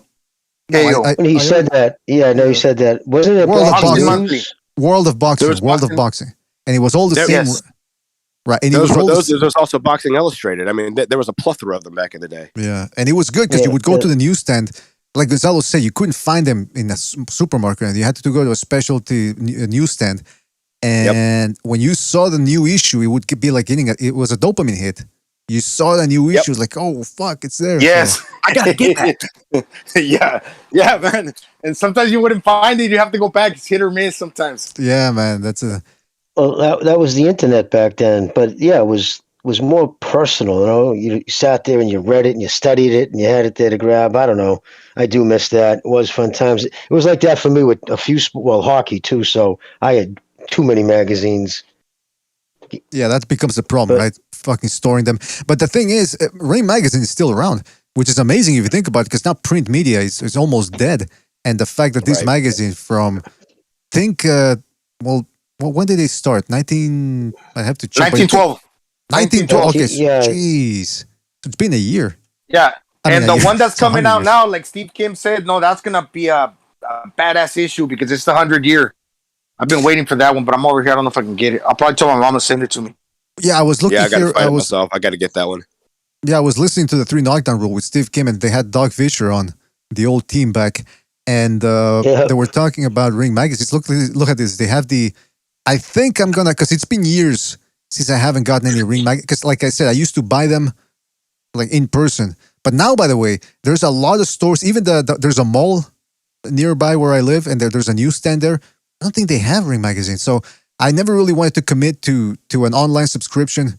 But I think I'm gonna get this one, the special edition, the Chavez edition. That's one that I might go for. But I'll look into that one. He's one of my favorites. Yeah, well, these are the ones here that they have here on the website. But again, it's just when Golden Boy took over and they fired a lot of the writers. That's I bought it not because of the like the pictures or anything. Obviously, it was the writers. I really wanted to hear what they had to read, what they had to say, and then when they all got fired, something changed. But I mean, it seems like they're back with this, like with the special editions, for example. I think those are worth ordering. Like Chavez, they got. You imagine getting fired by De La Hoya? What's that? Can you imagine getting fired by De La Hoya? Well, by the way, there's enough to go around, but the guys that got fired from Ring Magazine, they started their own publication. Hold on a second. Oh, they call it the Real Ring? No, I don't know. I don't think they can do that. What's it called? Hey, you guys know how like Gary Russell Jr. is fighting in a couple of weeks, right? He's coming out to see if he can see his shadow. Yes, so, he's collecting his yearly income. Right. So somebody made a good. There's a fact here which is just mind-boggling. After winning his WBC title, it took Gary Russell Jr. 5 years, 11 days to fight 5 more times. After his war versus Medrick Taylor, Julio Cesar Chavez fought 5 times in 366 days. Jeez, that's the level of wow. The level of that guy. Right? And one day over a calendar year, he fought 5 more times. And you got guys now on Twitter. Every time I turn Twitter on, it's another guy. Oh man, that was a tough fight. You can understand why he's not coming right back. They're coming right back. What the? Holy shit! The sport's fucking doomed. Well, when Harry Greb said, there's a meme of him. He's sitting there. It's like, Floyd Mayweather, you fought 42 times. You went 42-0 in 17 years. I did that in 1921. And I'm exaggerating the number because I don't remember what number Floyd was at the time. It was past 37-0, and he was trying to make a big deal out of it. And he's like, "You did that over an entire career. I did that in 1 year."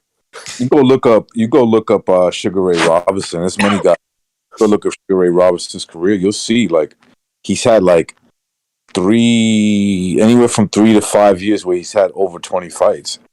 Well, look at on Robinson's went 40 something, like close to 44-0 before he lost to Jake LaMotta. Then he went on 100+ wins after that until he had another loss. It may not have been all in 1 year as we're trying to like say how many times they fought, but I guarantee it was less than 10 years.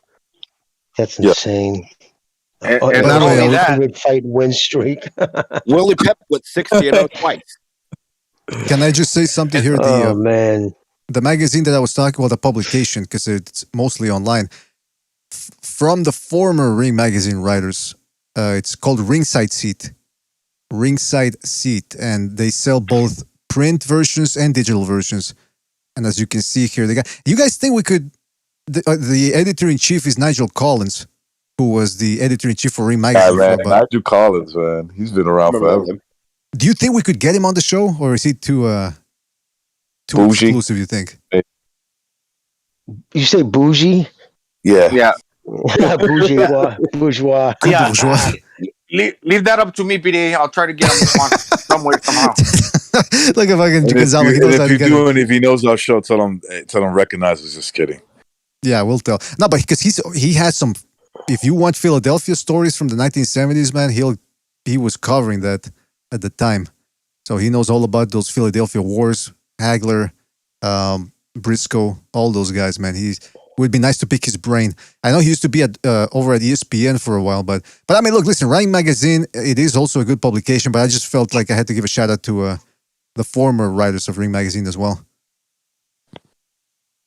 Is that Carlos Monzon or Duran? Looks similar right there. That's Duran. Yeah, that's Duran. Crazy. Yeah, this he looks like Monzon. Yeah, well, even Julio. How many fights did he fight before he had his first loss? Chavez? I think it was 87-0 or 89. I think it was 87. When 87, he was 88 yeah. going 7-0. Randall fight. Then in his 88 fight, he had a draw. I think like in the fight 90, he lost his first one. I think. I'm not 100% sure. That's what always just kind of blows my mind. The whole fucking 50-0, how that was so hyped up. And it was shocking how many of his fans, especially on Twitter, really believed he's the only champion to go 50-0. And how shocked they were when they found out it wasn't. And how quick they would try to dismiss anybody else who did it. It was just, yeah, he has some fans, man. They take it to a whole nother level. If Chavez would have lost that one against Meldrick Taylor, that would have been, I think, in 70-plus fights. But then he won that one, and he still won, like, I don't know, 10 or 12 more fights after the Mayweather. What's that guy's name? Taylor. Taylor, yeah. A kid from Philadelphia. Now, imagine, the swelling on the brain. That was like a brain swelling fight. Those guys just fucking hammered each other. He fought 5 more times in a calendar year. Within 12 months of that date, 5 more times. Well, man, if you let that even sink in, when you think about these guys, you can't get them to commit to twice a year. And God forbid they've had a tough fight. Then you might as well write them off for a year and a half. Different times, man. Different times. Well, anyway, listen. Can I say one thing? Real quick. Yeah, Richard Steele said, and this is impressive because Richard Steele was a referee, and I'm sure he saw a lot of bigger guys, great fighters, punchers in the ring up close. But when he was describing that fight against Taylor, where Taylor was landing, I don't know, 4 punches to 1, Richard Steele said, Julio Cesar Chavez is landing punches that would break bones. Yeah, so, man, I'm pretty sure, dude, he must have hit really hard, too, for a small Mexican dude. His punching power was real, man. Yeah, man. So when people say, "Oh, it was 2 seconds," I get the 2 second part, right? I get that part. But I'm like, dude, stop. He fucking ruined his career, bro. That would have been a terrible victory. It'd have been like, I won. Now I gotta be like on fucking. I gotta be careful, like how many shots I take to the face, because I could literally like die. So right. Yeah, he was never the same after that fight. He would have survived, and they would have given the decision. It would have been a great win on record, but it would have been the end of his career. He broke that dude up. He broke his soul. Yeah, he was in that ring, It's amazing the will to take that kind of punishment is it's what always draws me back. It's fascinating. Yeah, those count for something. The punches he was landing, all those punches he was landing compared to Meldrick Taylor. Sorry, my obviously they meant something. Oh yeah, absolutely, man. Well, listen, it was a great episode. We looked back at a lot of fights here, significant upsets, and there's more to go in part 3. We might do a show tomorrow, an open line one. I'm not sure, but definitely I'll try to come back on Saturday for a second Renaissance. It's been too long. I know people want them. It's just not feasible to do them every day because again, I want to talk about interesting stuff, and so it's hard to find a lot of interesting clips that work. I proposed a topic that we could talk about. Well, we'll talk about it off the air. Anyway, listen, fellas, thank you for joining us. Really appreciate it. Shout out to everybody that donated the super chat. Everybody that those guys that joined the BD membership program, really appreciate it. Shout out to everybody, man. Eparokua, Team Zulf, Mega Man, Guerrero de la Info, Eparokua, Uncle Burnt Apostrophe, Norman Luis, Arkham Inmate, John Gonzalez in there, Team Batman Boxing, Rod Davis, and It Was All a Dream, EV, Sean O'Connell, Disgruntled Armadillo, and Lightened Turtle, Eddie Valenzuela, and anybody else. If I miss, guys, you guys know who you are. Thank you for joining us. Gotta go. Take it easy. Thank you to everybody that contributed via the super chat as well. Shout out to Stu, who was here for a while. Recognize Jimmy, Gonzalo, Chief. Thank you guys for